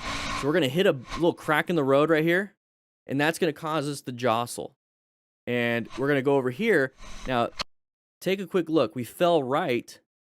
What are we hitting? We're hitting a jagged mountain. Easily pop a shoulder out, easily break a collarbone, easily hit the side of your head. Thankfully, he's got some gear on, so he's going to be doing okay.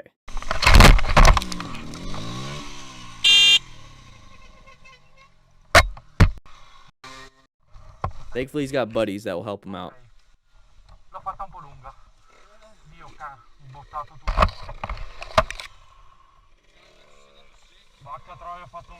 Yeah, he's got no boots, nothing. All right, so we're going through here, and we're going all over the place. Ooh, blind corner, side of the vehicle, got lucky.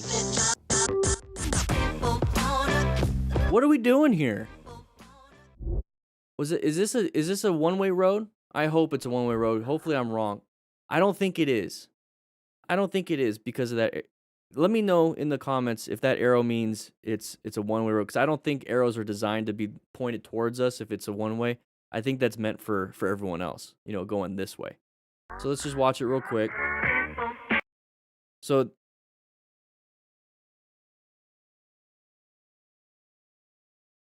why is it slow? Not one way.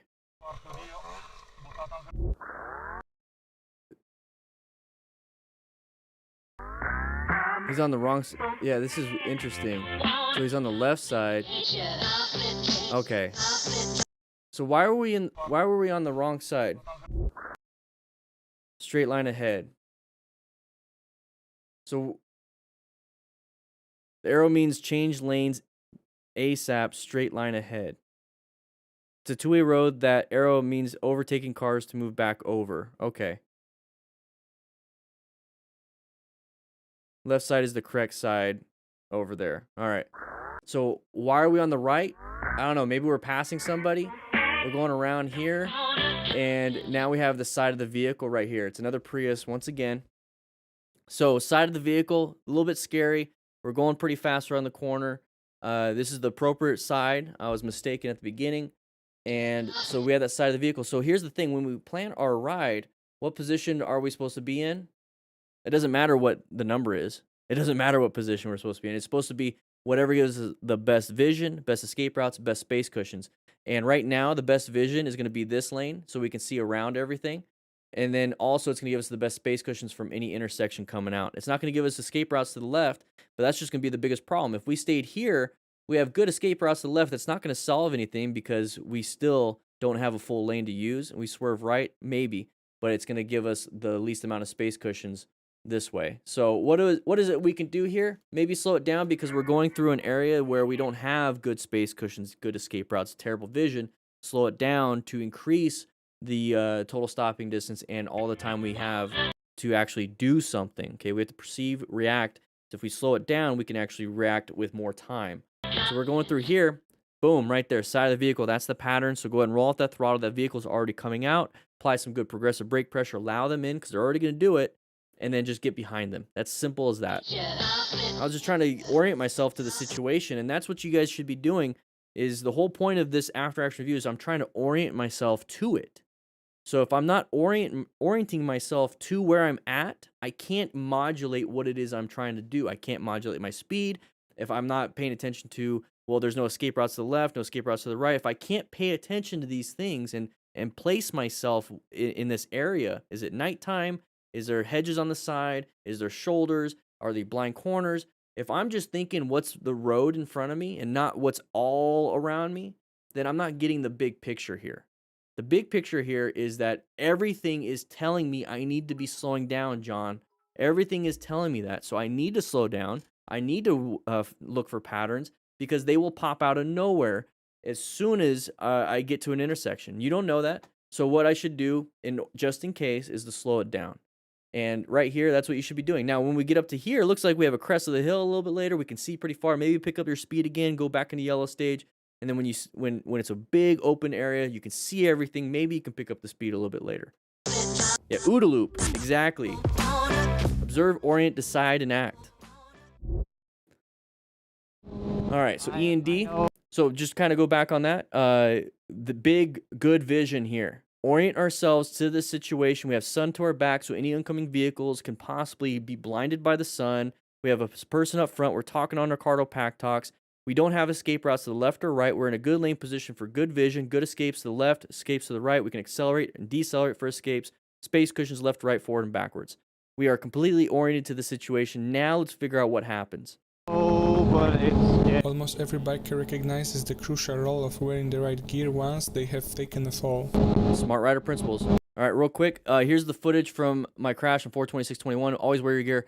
I could have been a lot worse in shape if it wasn't for my gloves, jacket, and boots. Luckily, I didn't hit my head, but if I did, I would have had my helmet to protect me. I get the bike fixed up, looking pretty again. Hopefully, I can still enjoy the rest of this class. I can't read it because of the bar. And then it says, DanDanTheFireman is really cool. I want to go to a track because I think my Sharp right, sharp left. problem is I'm not confident right now. Okay. I'm so scared. Oh. It's like a self-fulfilling prophecy. Remember, it's their emergency, not yours, if you see something like that. Oh, his knee. Where you need the pants.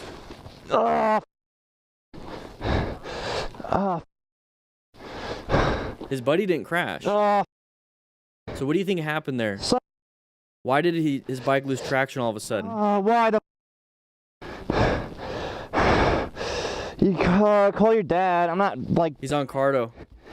Where's your phone at? In my pocket. You don't have a phone. Yeah. In my pocket. So if you guys want a Cardo, we do have discounts on that through the DDF and crew link. Discount is automatically applied, but it looks like they're talking to each other through Bluetooth. That knee. Oh, I'm missing. Yeah, trying to get skin out of my. Yep. His hands are fine. His hands are fine. Knee, not so much. You know? Yeah. Okay. And that's a small thing of road rash. It's very painful though. Nerve endings. It looks like level 2. Nerve endings. Whew, are exposed. Oh no. I'm so dead. I'm never gonna be able to ride again, dude. Why? There's no way they're gonna let me ride again.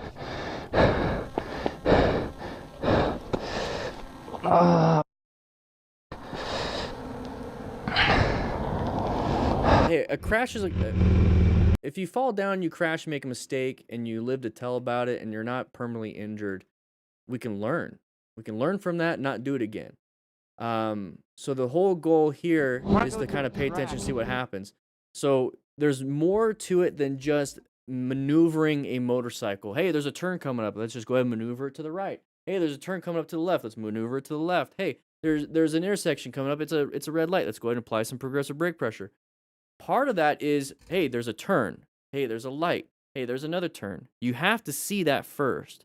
So whenever I say pay attention, look ahead, scan ahead, play chess, not checkers when it comes to motorcycle riding, we have this right here. It's indicated that it's a 25-mile-an-hour zone for this turn. It's a sharp right, sharp left.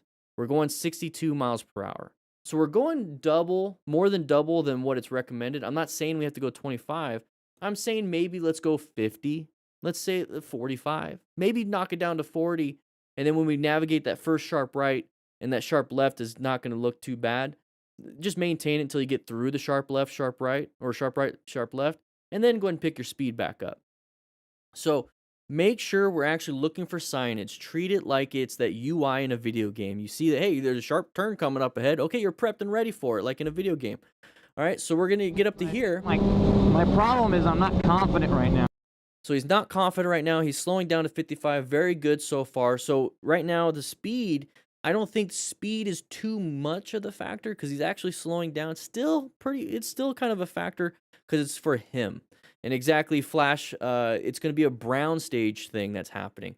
So he's going to witness his buddy do something a little awkward, and it's going to cause him to panic and apply the brakes. So this is something that you typically see with new riders, is that they're going to see something up ahead. They ride in a group and somebody up ahead, it's like, oh man, they're going too fast, they're going too fast. They're so focused on the other rider up ahead, they're not focused on what they're doing. Write in the comments if you've been riding with a group or you're like in the back and you see somebody up ahead, it's like, oh my gosh, they're going too fast. They're going fast, and you just stare at them through the turn and you just somehow make it through the turn, but you stare at them. That's what's happening here. So if you're staring at your buddy up front, if you're staring at your friend, and they make a mistake, guess what? You're going to make a mistake. If they make a mistake and you're focused on yourself, they make a mistake and crash, it's their emergency.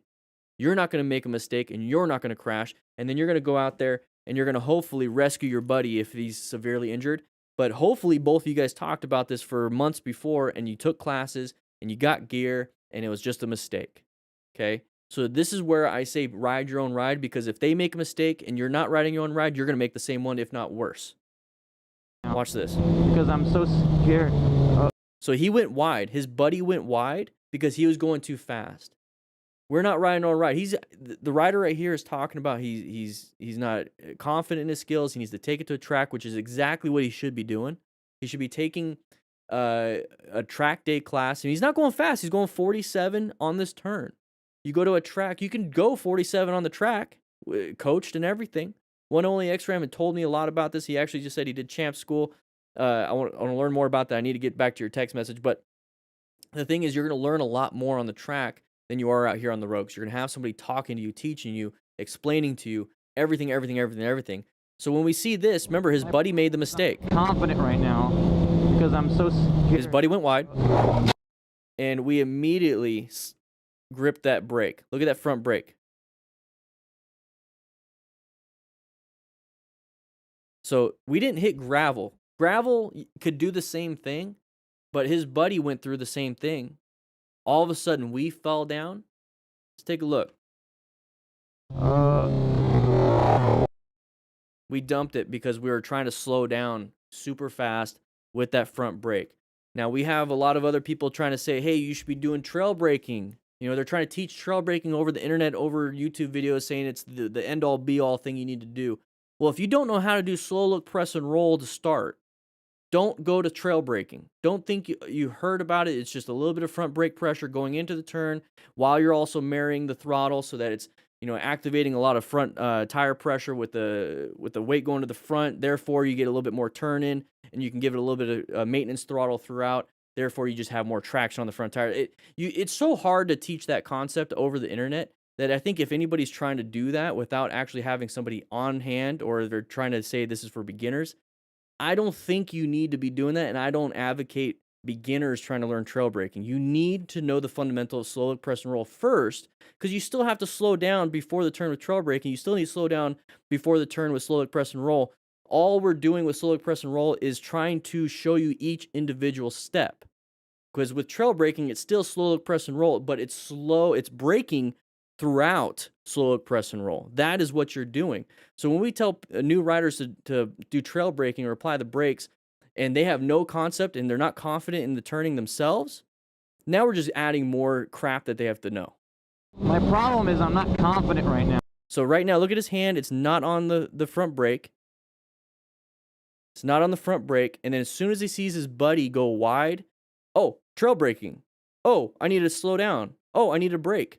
And then it's just too much because we're not there yet. No, Watch his hand. because I'm so scared. Our buddy made a mistake. We did the same thing. Ours was worse because we overreacted to what they're dealing with. We have no clue what they're dealing with. If we just navigated this turn like we're supposed to, would have been fine. If he went wide and crashed, we take care of him. Stop looking at the vehicle. Stop looking at the motorcyclist. Stop looking at your buddy ahead. Ride your own ride.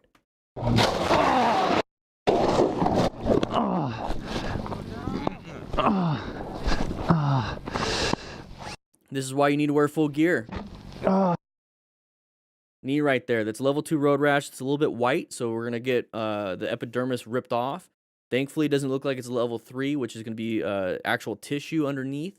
But level 2, you have your nerve endings exposed. Extremely painful. Extremely painful. It looks like it's a little boo-boo, but here's the thing. It's extremely painful when you have nerve endings exposed, and your body doesn't want that. So thankfully, he's got a full gear. It looks like he's got a decent helmet, emergency pull tabs, and everything.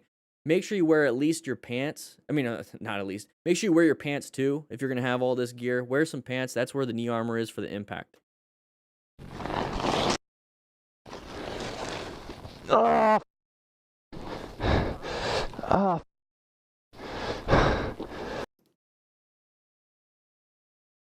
And he's able to communicate with his friend, which never crashed, through a Bluetooth system. And we utilize the Cardo Pack Talk Bold here. Oh no, let me ride again. They're just gonna be happy that you're okay. Your parents are just gonna be happy that you're okay. All right, so we're going through here. You see the line of sight problem? Move off to the right a little bit. Watch out for this vehicle. We're in the blind spot now. You see how things can be dynamically change? So be very, there it is. There's the blind spot. So these are things that you need to start looking for. Now yeah, exactly. Pay attention to what's ahead, because that vehicle applied the brakes and you almost ran into the back of them. So let's take a quick look again. This is a good line of sight thing. So this is a line of sight thing. So space cushion, planning our ride. So when it comes to planning our ride, position ourselves for safety. So in this situation, if we're going to go straight, I'm going to be off over here next to this line. Let's say I'm over this line. I'm not going to be this close. That's way too close of a space cushion. I'm going to go ahead and not accelerate when these people accelerate. I'm going to let them accelerate. Let's say they're going 10, I'll go 5, and we're slowly going to get further and further apart. So once I feel comfortable with how far we are apart, then I'm going to go ahead and get to the speed limit or the speed that they're doing. So that's what I'm going to do straight off the bat right here. But I'm also going to get over here off close to this line so I can see around the van. That's what I'm going to be doing. Remember, position your ride for good line of sight, good escape paths, and space cushions. So we're going to get him to here. Now, this is a kind of dangerous spot so far. The vehicle on our left is getting slowed down by the vehicle in front. We're in the blind spot. So definite orange stage right here. Always anticipate, hey, what is this guy doing, huh? What are you doing? What are you doing? And then if he does come over, you're already prepped. You perceived it already. All you have to do is react. But if you're oblivious to it, you have to perceive and react. So position yourself a little bit better, off to the right a little bit, because remember, we're looking for space cushions. We have great space cushions to the right, not so much over here. So move over just a little bit. So he's doing a head check to his right, but we're not really paying attention. We're in the exact blind spot of this truck.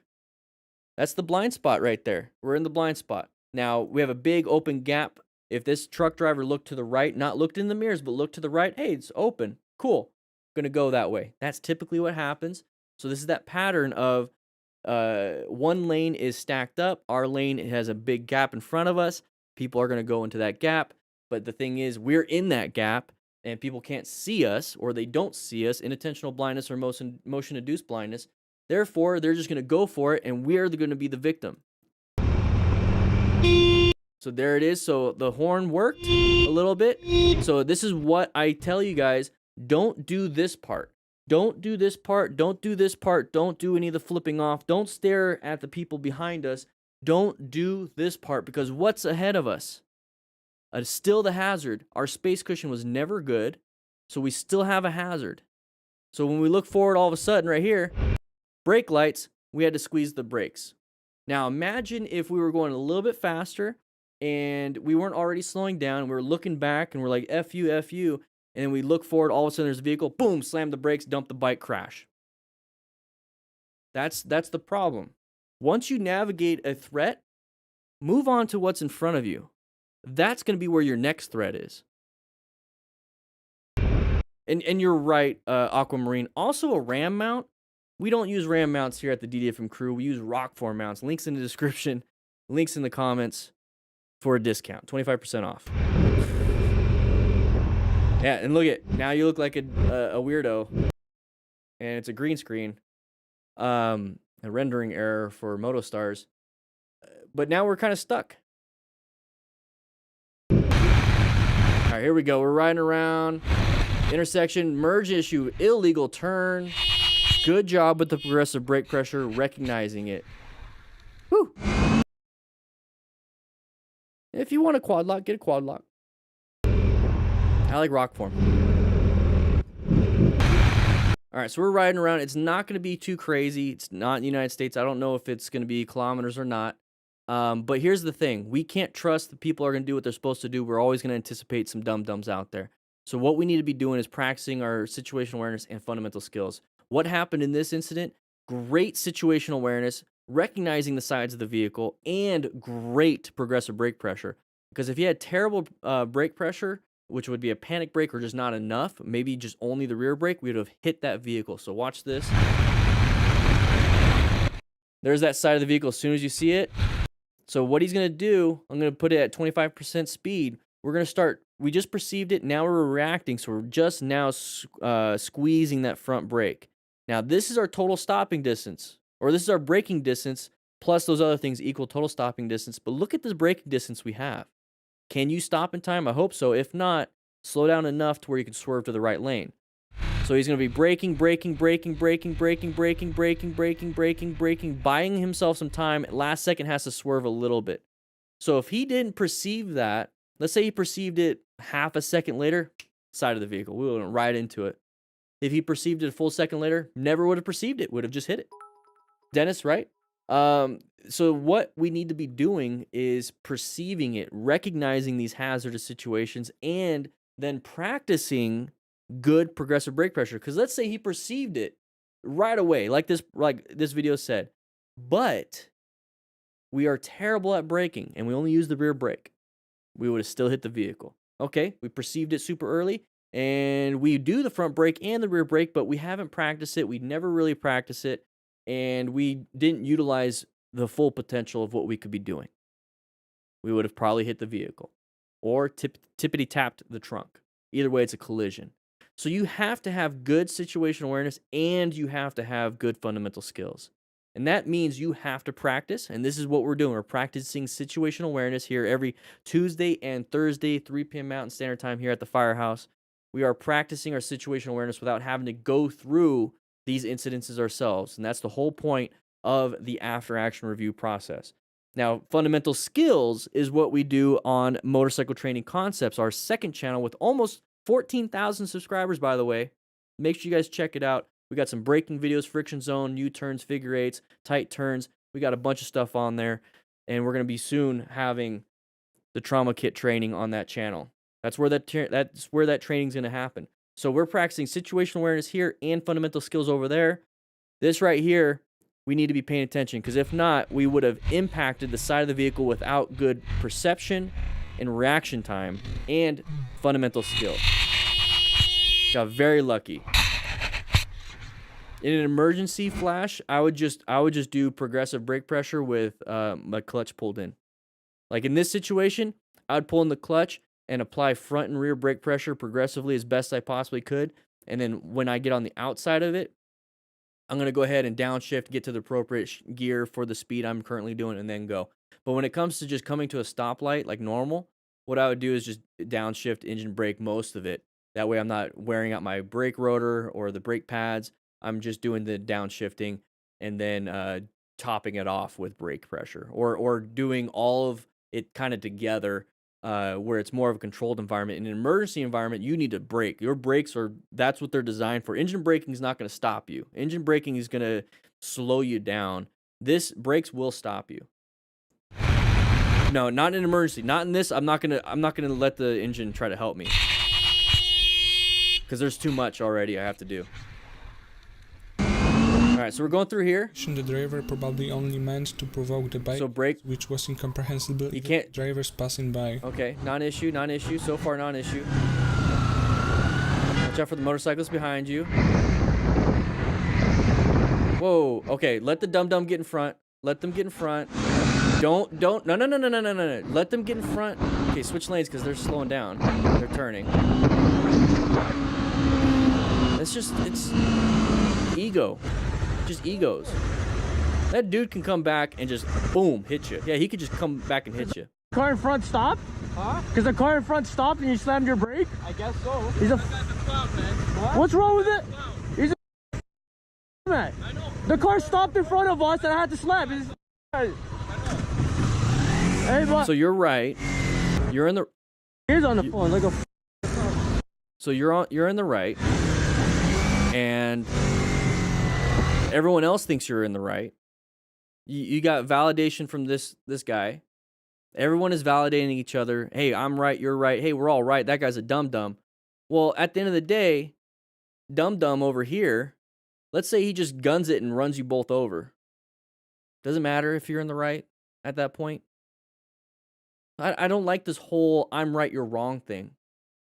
It's like you're doing something, I'm doing something, my life's in danger, I'm going to get myself out of danger. Now I'm not in danger. You keep doing what you want to do. If you do anything to yourself, you do anything to others, that's their emergency. I'll take care of you. I'll take care of those other people. I prefer if you don't hit anybody. I prefer you don't do anything. But here's the thing. I'm not going to antagonize this. I'm not going to antagonize this. So when I see something like this, and antagonize and escalate, that's what I'm trying to get at. When I see something like this, where it's whatever, the person, we had to slam the brakes because the person in front and that person got mad. In this situation, okay, the driver probably whatever meant to provoke the bikers, which was incomprehensible even to drive. So you hear the braking. So Motostars, can you please stop talking? Probably only meant to provoke the bikers, which was incomprehensible even to... Do you guys hear that? Hopefully you guys heard it. So they're all applying the brakes. They're skidding their tires. They're applying them really quick. Now, the vehicle in front applied it really quick because the van in front had to turn right. Okay. We applied because we saw the vehicle in front of us applying the brakes, and we started to skid our tires. Now, the vehicle behind us is also having to react based off of us, which was late compared to that person, and then they're slamming the brakes. So that is how a rear-end collision typically happens at stoplights and stop signs.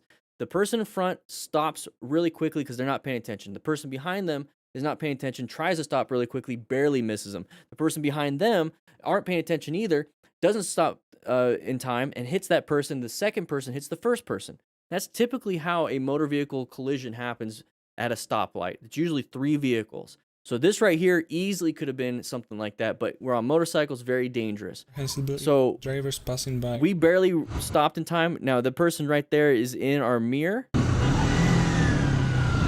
and it almost hits our buddy. He swerved in the next lane, cutting off this driver probably, and that's the driver that says that guy was a dum-dum. So that's probably why he agrees. And now we have this guy swerving in and out of our lanes to say, hey, what's up? Now, once you see this is the last thing I'm going to say about this video. Once you see this and they get in front, leave it alone. You can see what they can do. You know your braking skills. You know your escape routes. You're planning a ride for this dum-dum. You're planning for this guy now. You can't plan for him when he's behind you. You can plan for him when he's in front of you. So roll off the throttle, let the space cushion increase, let the guy get away, and move over. That's it. It's done. It's a non-issue at this point. But we're not going to do that. We want to say something. We want to validate our own ego. All right, moving on. The one thing I do like is that they do have a Bluetooth system, which we use. Cardos here. Absolutely love them. You should get them yourself. Easily could have just hit us again. I'm on like this kick today where I'm just like agitated. I think it's because I'm a little tired. I'm sorry, class. You know what? Let me grab something to drink from the lounge. All right, one of the rookies, can you grab me one of those drinks over there? I need to relax a little bit. We still got about a minute left of this Moto Madness or Moto Stars, video, and that's probably like 15 really dumb close calls in 1 minute. So we're gonna go over the rest with a different attitude. All right, with a different attitude. I need some rookies to clean this up. We're starting to get some flies on this from Taco Tuesday. So nobody eat this except for those burritos. Over there, burritos, carne asada over there. Those are wrapped up, so they should still be good. But yeah, we're gonna go ahead back into class, and we're gonna have a nice little discussion. And then after that, we're gonna go ahead and go to the office and just kind of talk, hang out, Q&A session. So don't leave just yet. But if you are gonna leave, hit that like button so you get credit for today's class. And yeah, we're gonna have a nice little discussion afterwards. But damn, these people are pissing me off. Holy crap, man. Walter, I just feel like I have to I'm trying not to be agitated, because when you get agitated, it clouds a lot of the things, because there could have been honest mistakes here and there, but once you get agitated, you start putting actual faults on people. I just don't like the behaviors. I just don't like the behaviors of the ego part, where it doesn't matter. Like, it was just something that we were taught in Fire Academy, and just in my service there, is that the fire doesn't give a crap who you are. It doesn't care if you're nice. It doesn't care if you made a mistake. It doesn't care if you did everything right. The fire is the fire is the fire. Is the building collapsing? It doesn't matter. It doesn't matter. You can't place blame on things. All you have is your training. All you have is your training. That's it. So when you're out on the road, all you have is your training. You can't blame the fact that this semi is coming out in front of us. You can't blame that people are turning left when it's a red, or they're going when they're not supposed to be going. You can't blame things. All you have is your training. That's it.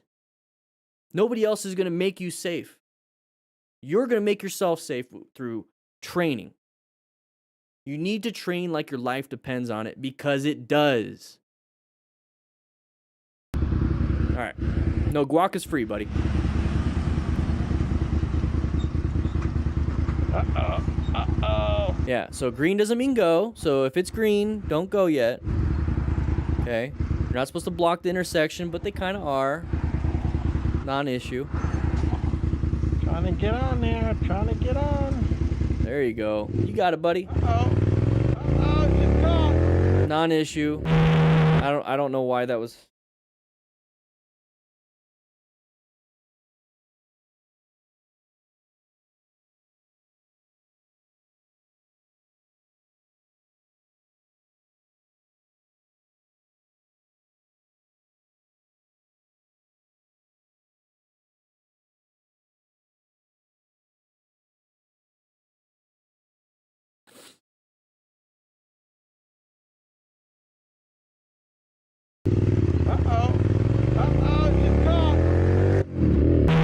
right, so we're riding around. BMW is kind of on our ass. Non-issue so far. Non-issue. Cars do that to other cars. Now it's an issue. They weren't paying attention. They weren't paying attention. I don't know if we brake checked them or we were just slowing down. I think we might have been just slowing down. Either way, that happens. Move on. All right, we're riding around here. So we're kind of slowed down because of the cyclists. We're going to go ahead and pass. They wanted to pass too. Woo, and that's scary. You have somebody else's life in your hands. Like I said, we have like 15 close calls and crashes in like less than a minute. All right, so here's a good thing. Here's a good line of sight. We can see what's ahead. We can see the cyclist causing the problem. The problem here is we don't know what's ahead on the right side, so we have a line of sight problem for anything on the other side of this vehicle. But we're going to go ahead and pass. I don't know if we indicated. I don't know if we let them know we're going to do it. But we definitely didn't give ourselves a good space cushion. But overall, this is something that can easily happen to anybody. It could have happened to me. It can happen to you. So here's what we need to do with this. We need to recognize that this person is doing this. So we have two options. We can escape to the front or escape to the rear. So applying progressive brake pressure or accelerating. Now, hopefully your passenger is paying attention too, because if you accelerate hard, they could fall off. If you decelerate really hard, they're going to fall onto you. So that's something you got to be paying attention to. You have to do smooth movements, and they need to be a little bit, not delayed, but they need to be smoother for longer when you have a passenger. Because like I said, if you accelerate quickly, you could probably do it by yourself and be fine because you're in control. But if you accelerate quickly and you have a passenger and they're not paying attention, they could fall off. If you turn too sharply by yourself, non-issue. Turn too sharply with a passenger, they're not paying attention, fall off. Same thing with braking. They can fall onto you. So that's what we need to be paying attention to for us. Now, all of those things, all those common denominators with that passenger is paying attention, right? This is why you need a pre-ride meeting with your passenger. This is why you need to have a Cardo Pack Talk Bold or some type of Bluetooth system. We utilize the Cardo Pack Talks here. Discounts in the description. But you can let them know, hey, I'm going to pass. Hey, I'm going to do this. Hey, I'm going to do this. Hey, Tommy James, 69. Hey, buddy. Turn coming up. We're going to take it sharp. They're prepped and ready. Include them in the conversation. It's not like a car where they're just sitting there and they can just kind of roll around. No, the movements of the passenger can really mess you up. So good job with that. You see that adaptation? It was more like a navigation. So when we talk about planning, so navigate threats, adapt to hazards. Watch this. So he's going to swerve to the right. Good swerve. And we stayed on the road. That was really good on them. So he did a great job, or she did a great job with that swerve with a passenger with a very minimal space cushion escape routes. Now from here, keep your hands on the handlebars, move back into your lane so you're out of danger, and go ahead and maybe let your passenger do that. And then that's it. Not an issue. All right, so we're moving over here. Interstate. Main issues are merging issues and road hazard. Ooh, that could have been bad. So good job on the perception. So this right here is planning a ride. Good position for safety. He's orienting himself to everything. He's going to start locating hazards. He located a hazard. All he had to do is adapt to the hazard. Now, if he saw it last second, I keep saying he, but it's the rider. If the rider saw it last second, there would have been a navigation of a threat. It would have had to be an emergency swerve. But if you are paying attention, you're zoned in, locating hazards, and you're in a good position, all it really takes is a simple lane change. And literally like 1, 2, or 3 lane. So it's one, we're in lane position 1 right here. We're in lane position 1, here's lane position 2, lane position 3, lane position 3, lane position 2, lane position 1. All it is one lane change. Now, if we were over here in lane position 2, oblivious to everything, we'd have to swerve really far to the right, swerve really far to the left.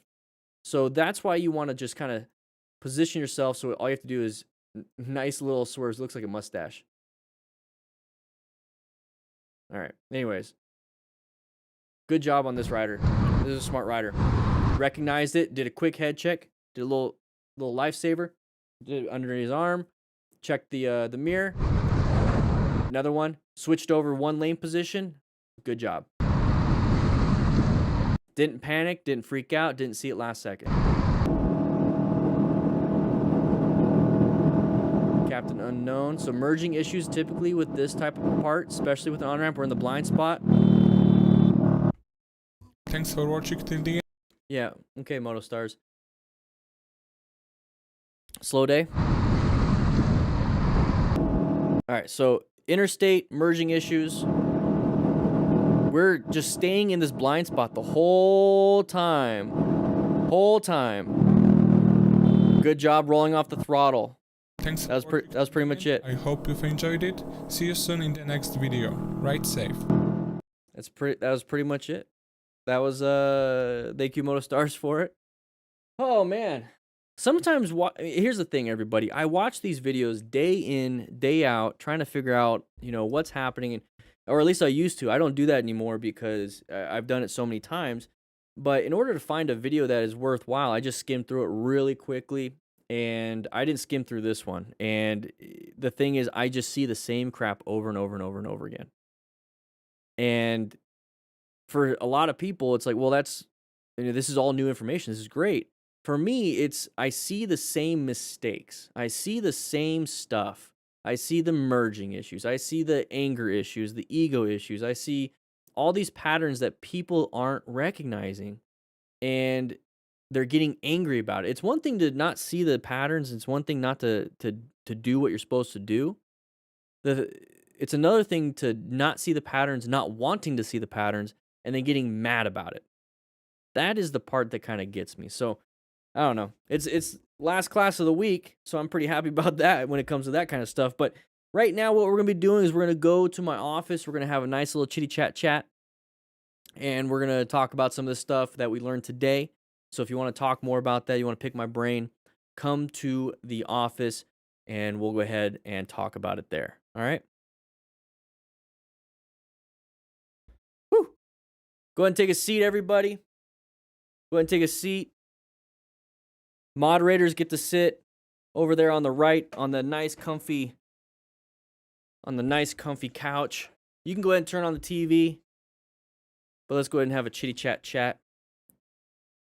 There we go. Whew. So that was a great question. Let's go ahead and put on some music. So let's go ahead and relax a little bit. Let's put on some lo-fi. Let's go ahead and relax. All right. So let's see. Aren't those issues the most common though? Yes, they are, Flash. They definitely are. You have some good, I mean, you've been participating quite a bit, Flash. I recognize that. I do recognize that. They are the most common. They are the most common. The thing that I have a problem with is, since they're so common, when somebody talks about, let's say we're out riding and I'm a brand new rider, you're a brand new rider, or even you're a more experienced rider, and I'm like, man, I just had this close call, and this dude pulled out in front of me, and I almost hit him. And then you, as the more experienced or the same level, like, yeah, man, F those people. F those cars. And then you're like, oh, that's the problem? Okay, yeah, F those cars. And then you start that whole process and culture of screw all these other people. There's no reflection. And it's like, if you don't want to reflect on mistakes, you don't want to reflect on any of those things, then that's fine. But let's not place the blame on others.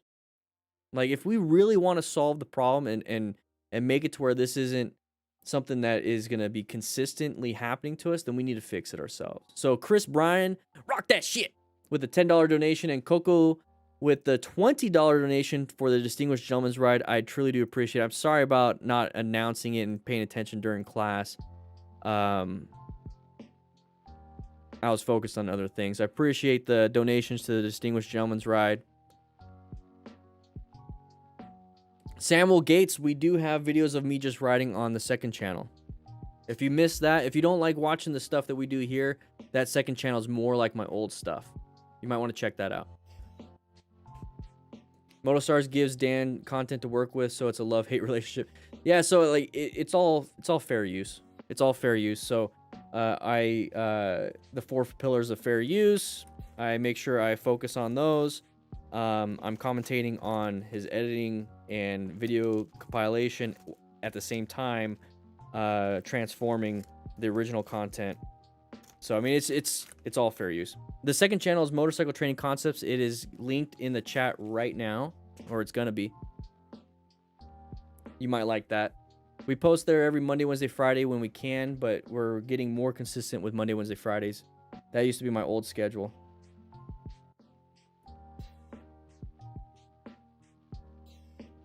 Yeah, this MotoStars comp was pretty tame. I didn't really check it too much.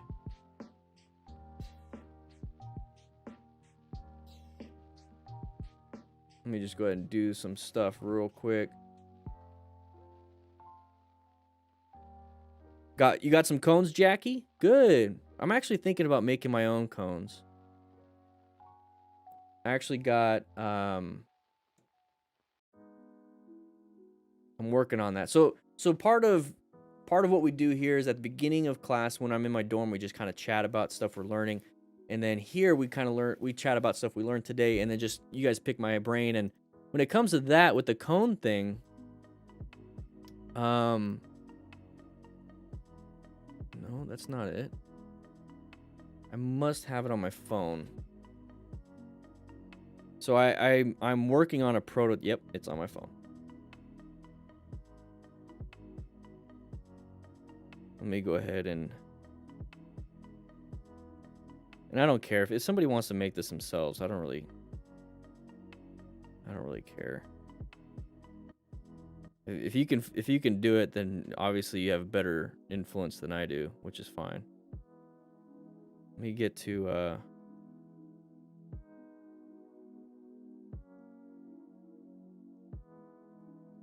there we go. I had to upload it to my drive.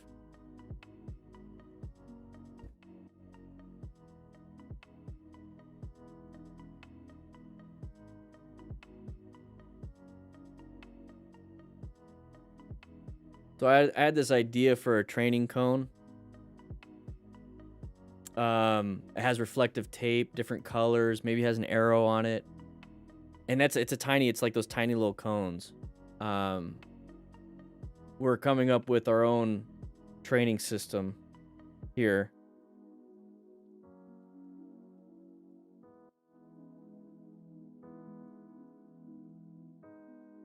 And I want to like create a game around it. It looks like a hat. It's a little training cone.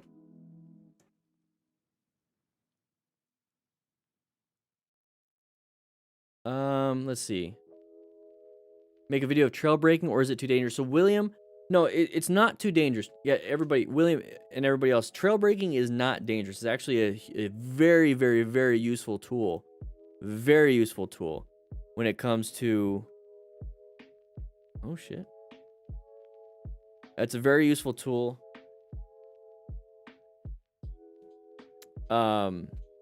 It's just that it's so hard to teach on the internet. That is like there's you can't do everything on the internet. You have to do certain things in person. And I believe trail breaking is that thing. You could practice it. Jeff used the MotoJitsu app for training a local parking lot. Will you be creating an app like his sometime? I don't know what his app does. I didn't know he had an app. Ours will be we thought about an app, but ours is going to be I mean, everyone has phones, but it's going to be more inclusive when it comes to that. It's not going to be an app. It's going to be something anybody can get. If you have a printer, basically, you can do this. Or if you don't have a printer, you can find someone with a printer. But yeah, it's going to have parking lot training and everything. It's going to have parking lot training and everything. Yeah, Shannon Peoples, I have those same cones and they're great. They work. We're creating a game. Yeah, Moto Miles, yeah, I blocked him on my socials because of that kind of stuff. He was derogatory towards my crew members, and then yeah, I didn't appreciate that coming from somebody of authority.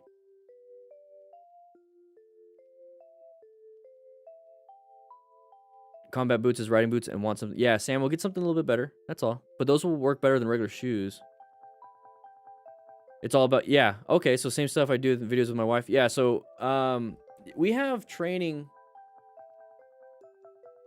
on motorcycle training concepts, there's currently training for braking, friction zone, tight turns, U-turns is coming up, figure eights is coming up, and then how to set up your own course is coming up. But each one has the diagram of the cones, and it's very simple to follow. It's just 9 feet, 9 feet, 9 feet, 9 feet. It's a simple 9-footer thing. So, why did I pick 9 feet, you ask? Well, the 9 feet thing is in American parking lots. The American car space, the parking space from line to line is 9 feet. So 9 feet. So you put a cone at the end of each parking space line, and then there you go. So it's, if you want to see it, you guys want to see what the design is? I mean, it's on Motorcycle Training Concepts. You know, in fact, I'll just go there. Let's do.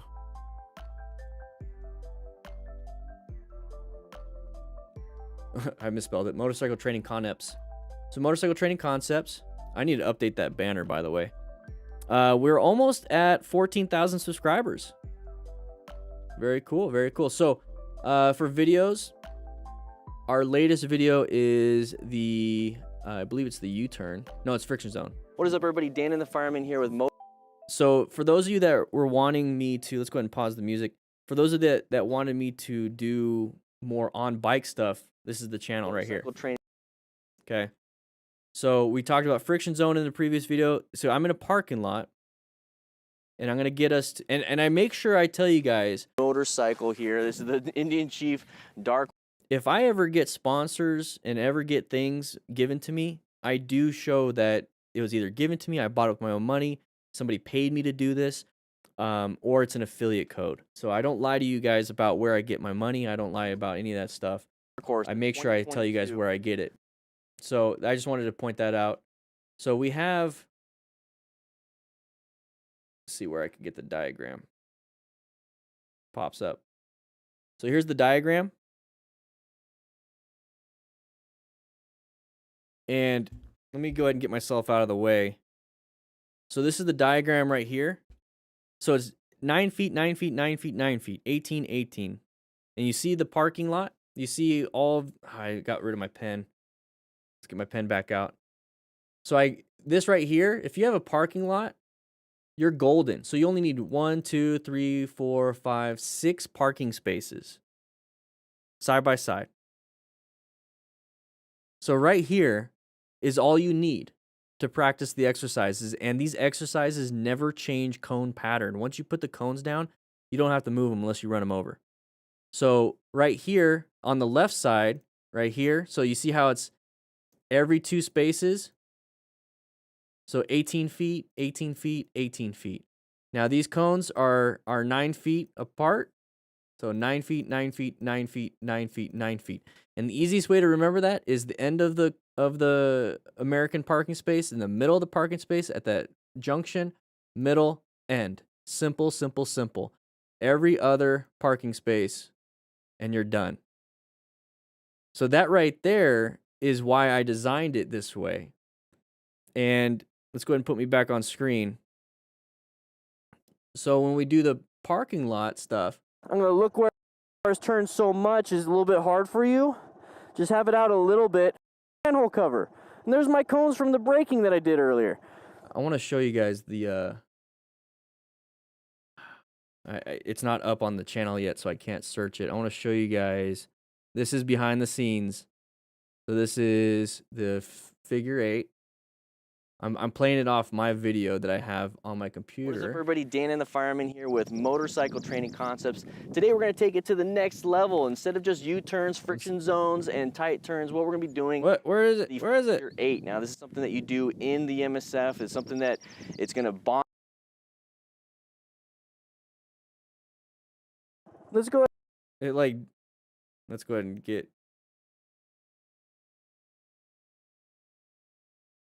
There we go. On you with your bike. Now we're going to be utilizing this big cruiser motorcycle. This is the 2022 Indian Chief Dark Horse. We're going to have a ton of fun on it. But man, is it scary, isn't it? Big bike. Anyways, let's just jump right into it. All right, everybody, we're going to build upon the U-turn and just add that change of direction. So we're going to do that U-turn. Instead of keep doing circles, We're gonna do the U-turn, switch to the other side, and do the figure 8. Now I'm not gonna Oh, Moto Miles, he was talk like about that. this because here's the thing. Yeah, exactly. That thing. That's why I banned him. Because it's super hot out. So we're gonna just get into it. So you see, Now this video is specifically for those that are having difficulty with their big cruiser motorcycles. Once again, we're using the 2022 Indian Chief Dark Horse to do. I like the Voss helmet so I do far. have a diagram. It's floating up on the screen. Basically, use a parking lot, and every 2 spaces, this is where we put those cones. Okay, we're gonna start off. So you see how it's just a small parking space. It's a small parking space. I want to get to the drone. So there you go. So there's the drone. It's a small parking space. You only have to have. You see on here, I have the cones situated that way, and then they're little offsets because the stuff is still offset. That's why I have the diagram with the measurements. But this is all you need to practice. We're gonna go through here. So this is the figure 8. Middle. All it is a figure 8. Look where we want to go, just like the U-turn. Big, wide figure 8s. Go through here. Change in the middle. This video will go out Monday. We're gonna go around. Big, wide, arcing moves. Now this seems kind of easy. Oh, never mind. As soon as I say that, I put my foot down. Now, what did we learn in the U-turn when we want to put our foot down? Counterbalance. Not using enough counterbalance, and I'm not looking where I want to go. Not using maybe enough throttle. Maybe I'm not using enough friction zone. All right, so this figure 8 seems pretty easy. So what do? Well, I'm going to go ahead and do U-turn up here. And I'm going to do it on the inside, just like the U-turns we did on the inside of the cones. And what I mean by the inside of the cones is basically outside of these parking spaces. See, look at the parking area. This is all you need. That's it to practice. You can even do it smaller. I'm going to make designs for something smaller. All right. So I'm going to go all the way up here. I'm going to start off with the right hand. Oh, I hit that cone. Maybe I was speaking too early. So if you get to that point, well, you know what? I should not be doing that. I'm going to go ahead and I'm going to get back to what we're doing. I had to fix that drone. It was acting a little funky, slowly moving away. So here's what we're going to do is we're going to go through the middle of this instead of the outside. So if you notice, all I'm using is cut up tennis balls right now. And I'm going to be designing some cones. There's my rock form mount, by the way. But yeah, it's you don't need a lot. You don't need a lot to practice. So head turn. So like, I'm doing it now in the center. So if it was too easy doing the wide ones, you do it within the center of it. Now, based off the diagram, I went a little. So a little too wide on that one. But based off of the diagram that we saw right here, you know that it's 18 feet. Because in the center it's the 9 feet. So you know you're doing U-turns within 18 feet, which is that the blue box in the MSF is 20 feet. So if you could do that in a parking lot, you're pretty much golden. Yeah, I had the same experience with MotoJitsu. To think I helped them out at the beginning.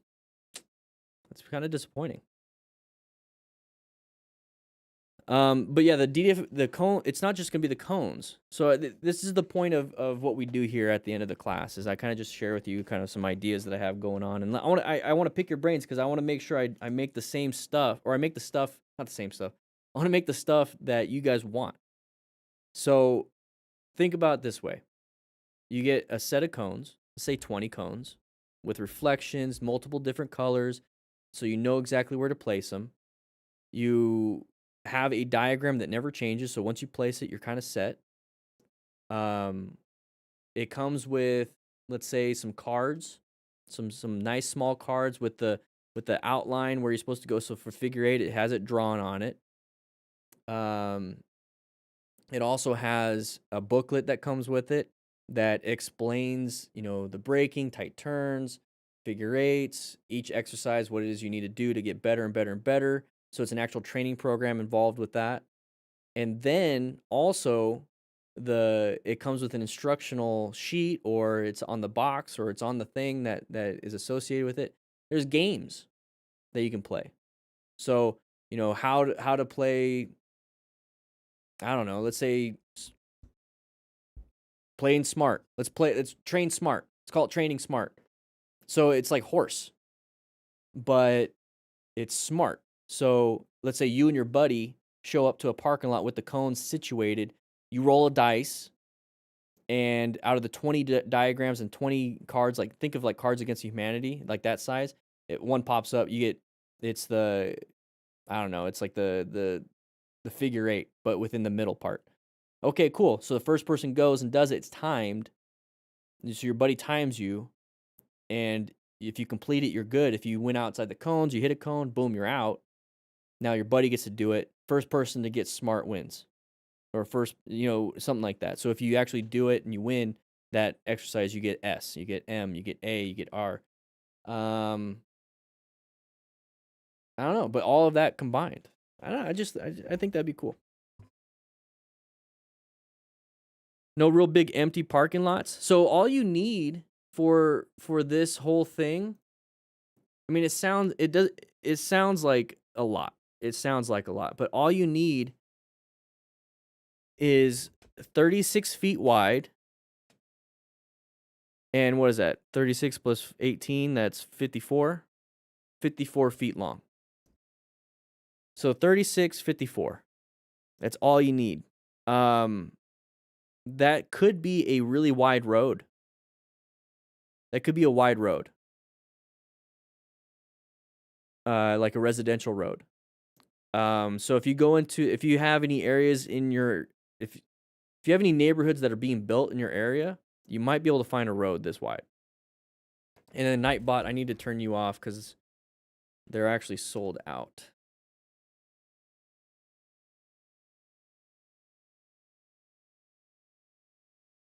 I need to turn. There we go. Hoboken, New Jersey. Nah, I know. And you might have to, if you guys are serious about training, you have to go to a parking lot first thing in the morning before the store opens. You might have to. Adam, thank you for the kind words. I appreciate that.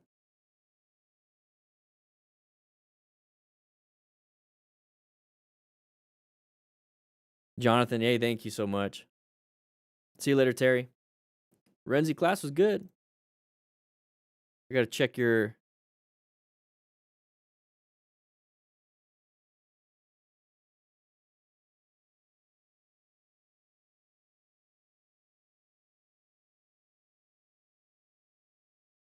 So 52. Let's go ahead and take care of that now. Oh, let's get the music going.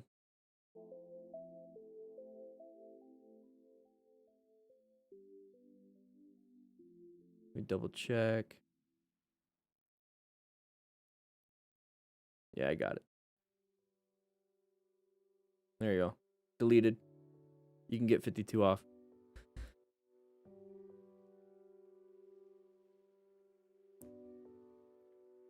Exactly, Dennis. I'm glad you said it. I say it a lot, but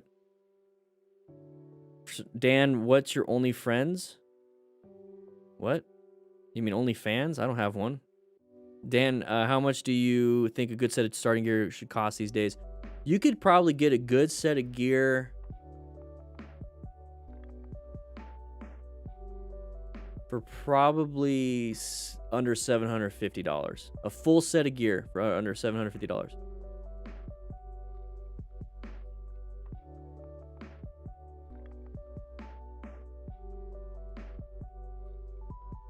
Adventure GTX boots.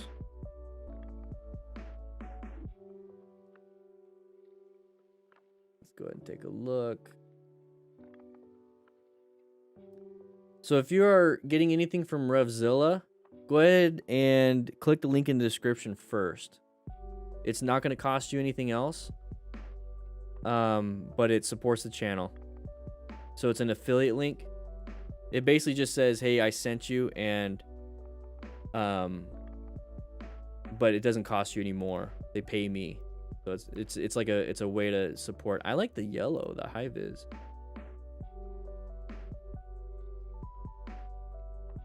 So whenever I see something like this, I like the fact that it is mid calf or full calf.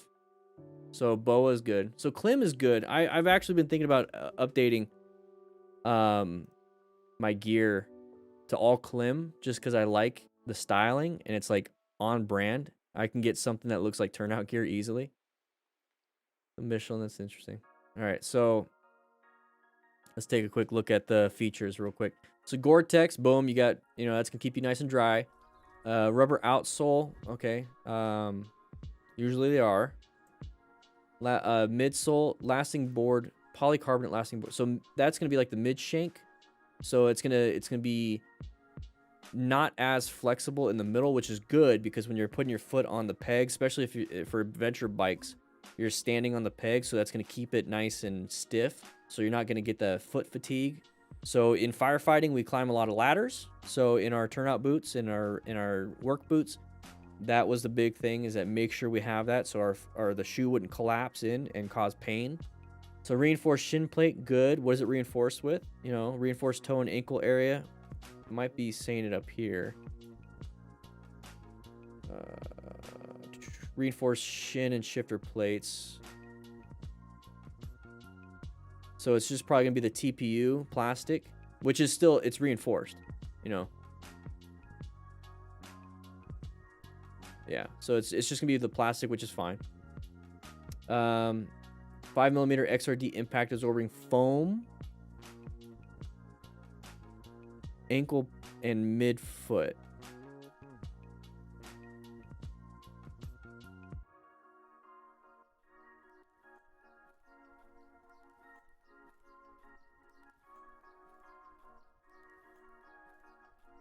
%90 of impact. Is this like a D30 type compound? Non-Newtonian fluid? Is this?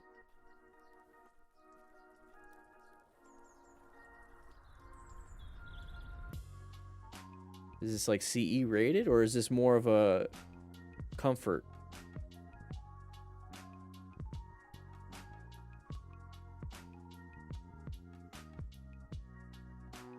Impact as measured by ASTM. Take a look at that. Shock attenuating properties of materials in athletic footwear. So it's a comfort.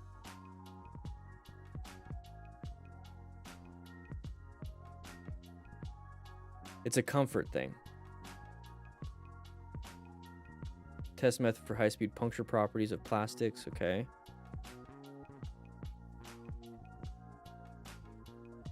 I think that's a comfort thing.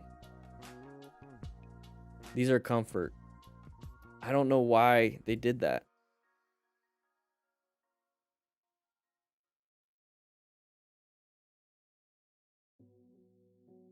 Brandon, hope you're doing better, man. I have a feeling that's comfort. It's not. I don't see Klim, though, doing that. I don't know. Maybe I'm not reading into the ratings that well. Whenever there's something new, I'm trying to figure out why. Ankle cam buckle adjuster. Okay, boa fit. That's great because you don't have to deal with laces. Shielded lace system. Okay, I just said you didn't have to deal with it.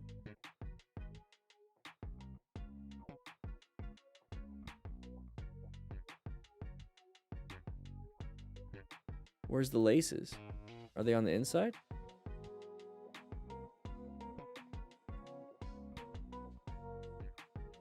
Okay. Flex calf and Achilles zones. That's good. Moisture wicking. Okay. Antimicrobial. Half size for fine tuning. That's good. Designed to be worn with over the boots pants, which is what I wear over the boot. $450.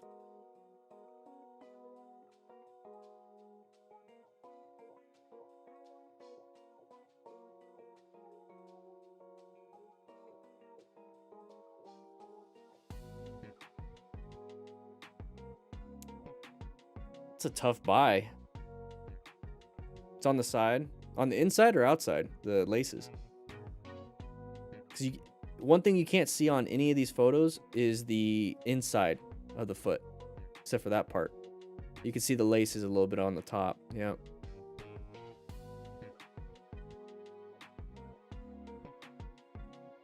Wait, those aren't laces on the top. That's the ridges of right there.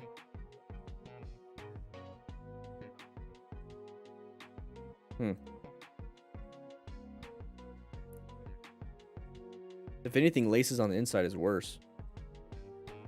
Because when you put your foot down, you don't want your laces getting caught on the peg. They look comfy. I'd be happier if they're $100 cheaper. But Klim doesn't, I mean, that's the thing, is Klim does not make bad gear.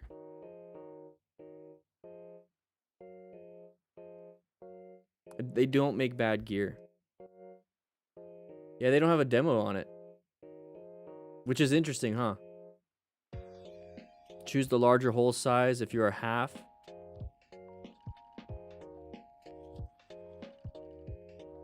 The wire cinch system, the BOA system is not, I mean, it's, they've been for a while. So bulky. All right. I think they're good. I think they're good. I mean, for these types of boots, you're looking at that price range anyways. I don't think you'd be too upset with it. I don't think you would. I like it. I really do.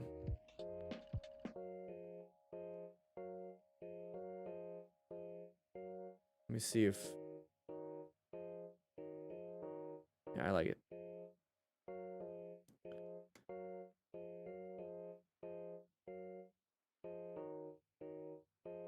Yeah, BOA stuff, it's more like a tensioner.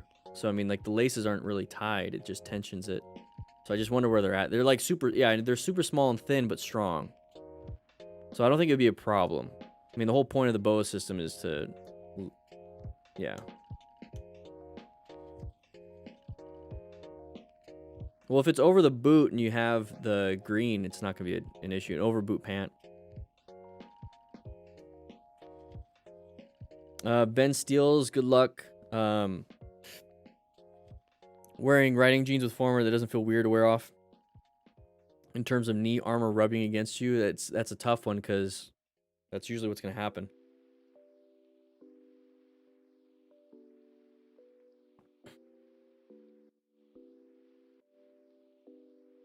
Yeah, Klim is good. They have good stuff. Do you have any recommendation for backpacks or tank bags? I used to have tank bags all the time. It would scratch up the paint. Backpacks, if you're gonna get a backpack, if you're gonna get a backpack for riding, make sure it has that chest strap that goes across and it latches. Because last thing you want to be doing is doing a head check and have your arm go like this, and then it slides off your shoulder. So with the chest strap, it keeps it locked in. So anything that you do, make sure it has that chest strap. But when it comes to like a motorcycle specific don't. Just get whatever backpack you can have and get the chest strap. Make sure it has a chest strap. 6'2", 140. Recommended jacket for jacket size. I would just go cause every manufacturer is different, man. I'd go based off the. If you're on RevZilla, let me go to RevZilla again. Let's just take a quick look at riding gear. And like I said, click that link. There's a lot. In fact, I'm gonna click that link right now. And this is that link right here for the best beginner gear. So it's going to have a lot of good gear, a lot of options. So let's just say we're going to do the Revit Eclipse jacket. So it's like, what size do I get? Go to the size chart right here. And there you go. So what you're going to have to do is measure your chest. We can convert it to inches if you want. Measure your chest. And it tells you how to measure it, where to measure. And you should be good. You should be good. That's what I would do. Because every jacket manufacturer, every boot manufacturer, they're gonna be slightly different. You have to double check everything.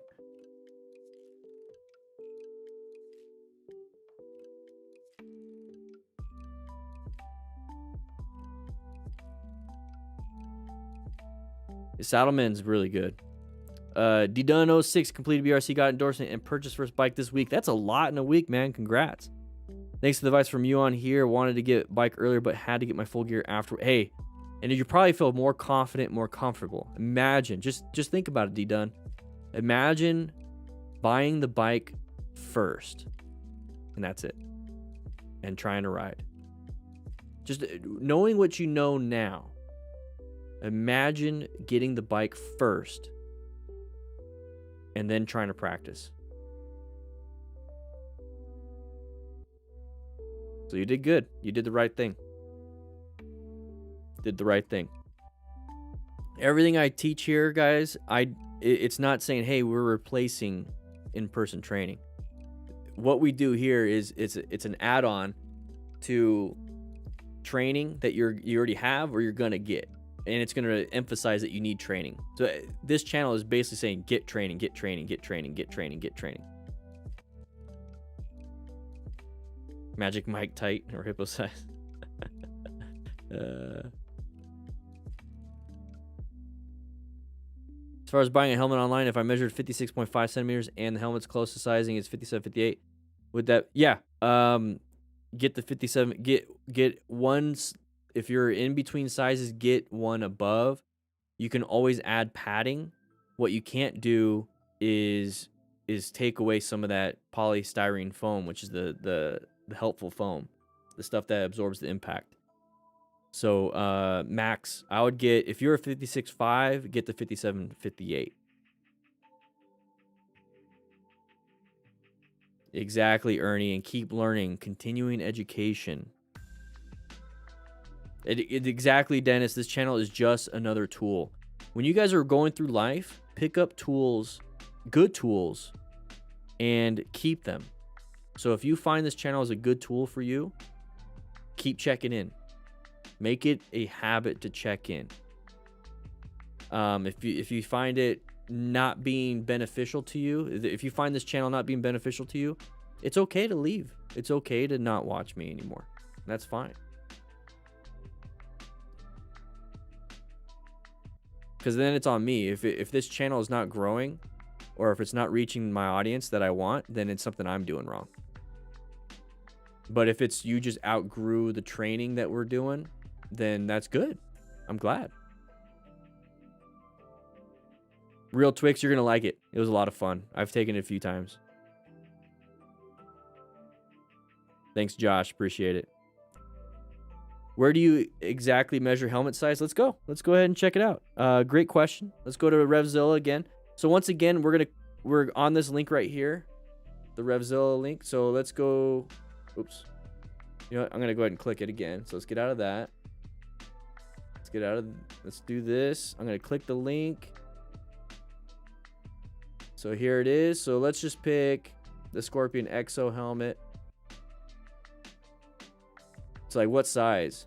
It's like, what do I do? So once again, the helmet size chart. So measure the head, how to measure. So it tells you how to measure. Now, here's another thing that I want you guys to understand right here. Intermediate oval. What helmet head shape are you? That's very important. So we do have a sponsor. Hey, Brandon, welcome, baby. We do have a helmet sponsor on this channel. It's going to be Voss. So let's go ahead and click the Voss helmet. So we do have, they are a sponsor. They're affiliated with us. So if you want to get a helmet, I have the 9888. I have a 988 Moto helmet. So these are the full face helmets. I have the white one. Yep. I have this one right here. 159. Pretty good. So it's X small, all these different things. Like, what do I get? So I think I got a medium pin lock and I got a chrome visor too. So that's the one I got. But so how do I check out? Oh, it's sold out. Interesting. So it's an intermediate oval shape. It's off to the right. Okay. So how do I measure it? It's kind of tiny. It's hard to see, but it does have the inches size. What I want to see from them is the same thing as this. the how to measure. Not. Just click that one. Maybe it's just messed up. There you go. So how to measure. I want to see Voss doing that. So wrap a cloth measuring tape around the head just above the eyebrows and ears. Pull the tape comfortably snug. Read the length. Repeat for good measure and use the largest measurement.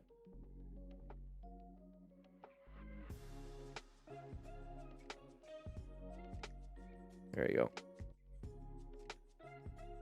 Yeah, Brandon, Voss is ECE. So that's how you measure it, everybody. And then Voss.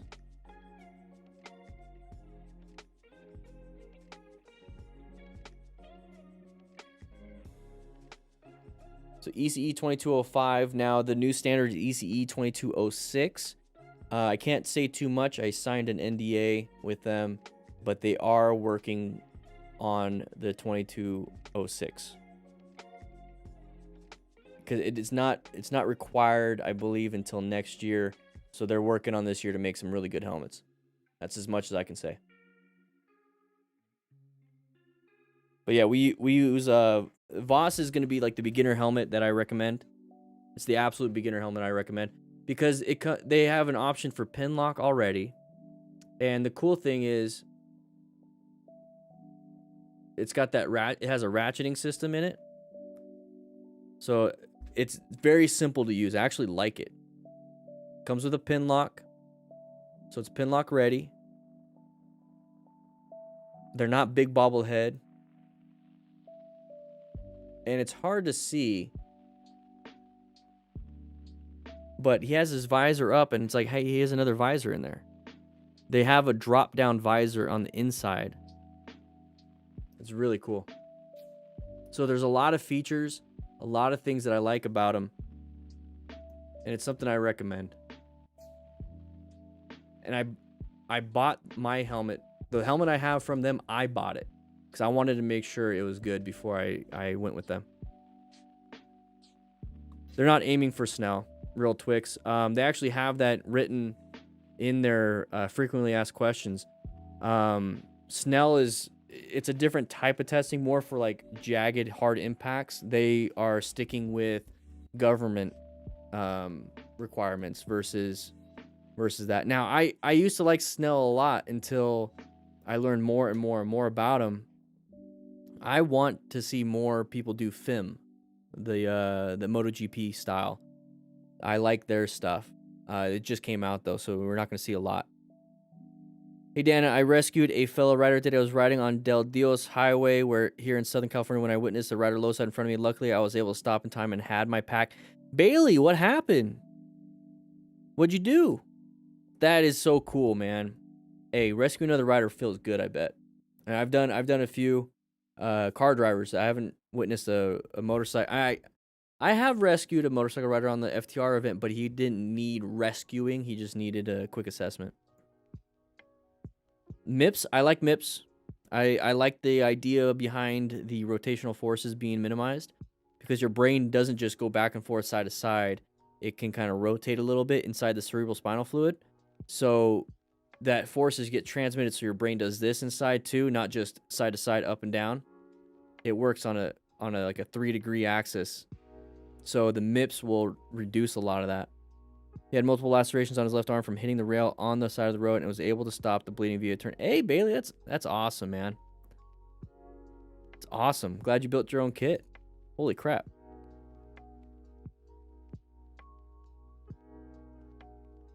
Yeah, I hope I never have to rescue another rider.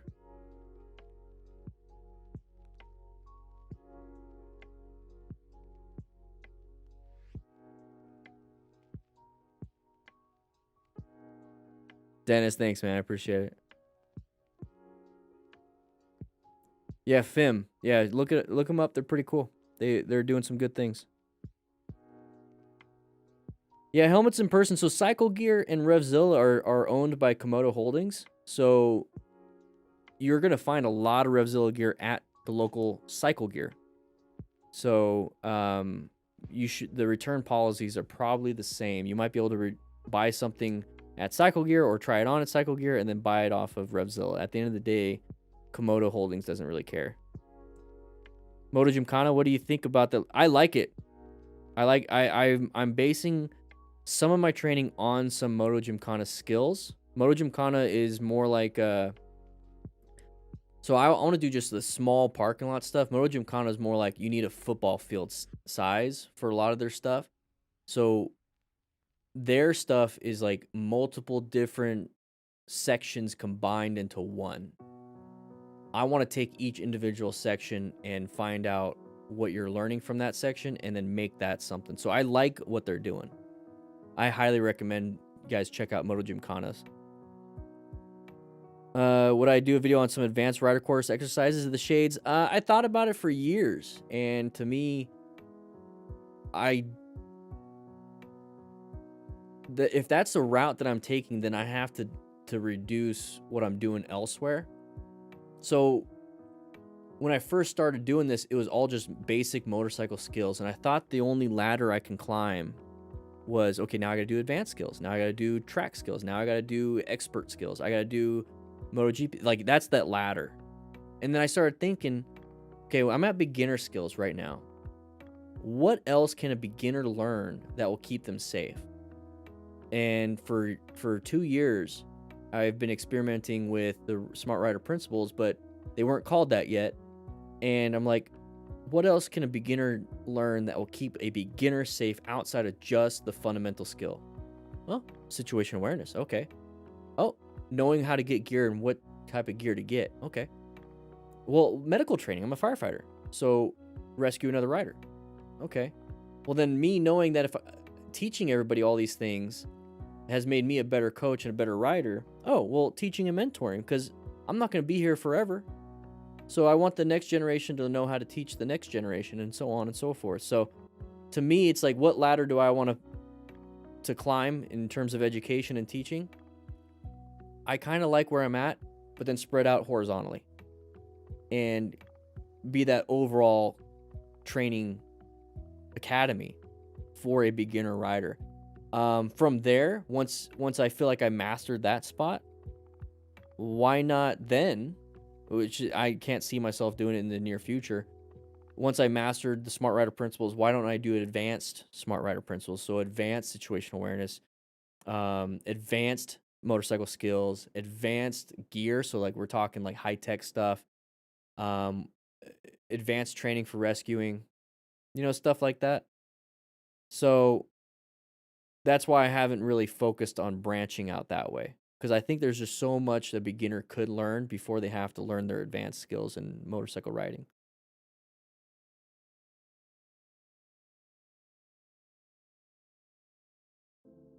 Iron 1200 is a good beginner bike? Yeah.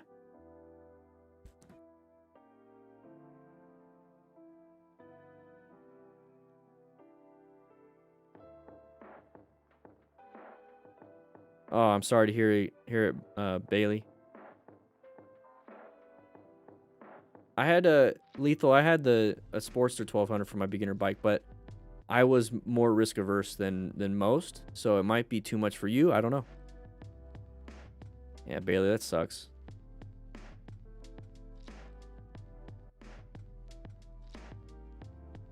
Dennis, yeah. Well, it's the ladder of education. What is it that you do? But guys, I gotta get going. We are still raising money for the Distinguished Gentleman's Ride. So if you want to donate, please do so. Link is going to be in the chat right now. But I got to get going. I'll be talking to you guys soon. See you next week. But we have a video every single day. Click that like button to sign in. Get credit for today's class. All right? I'll be seeing you around. Yeah.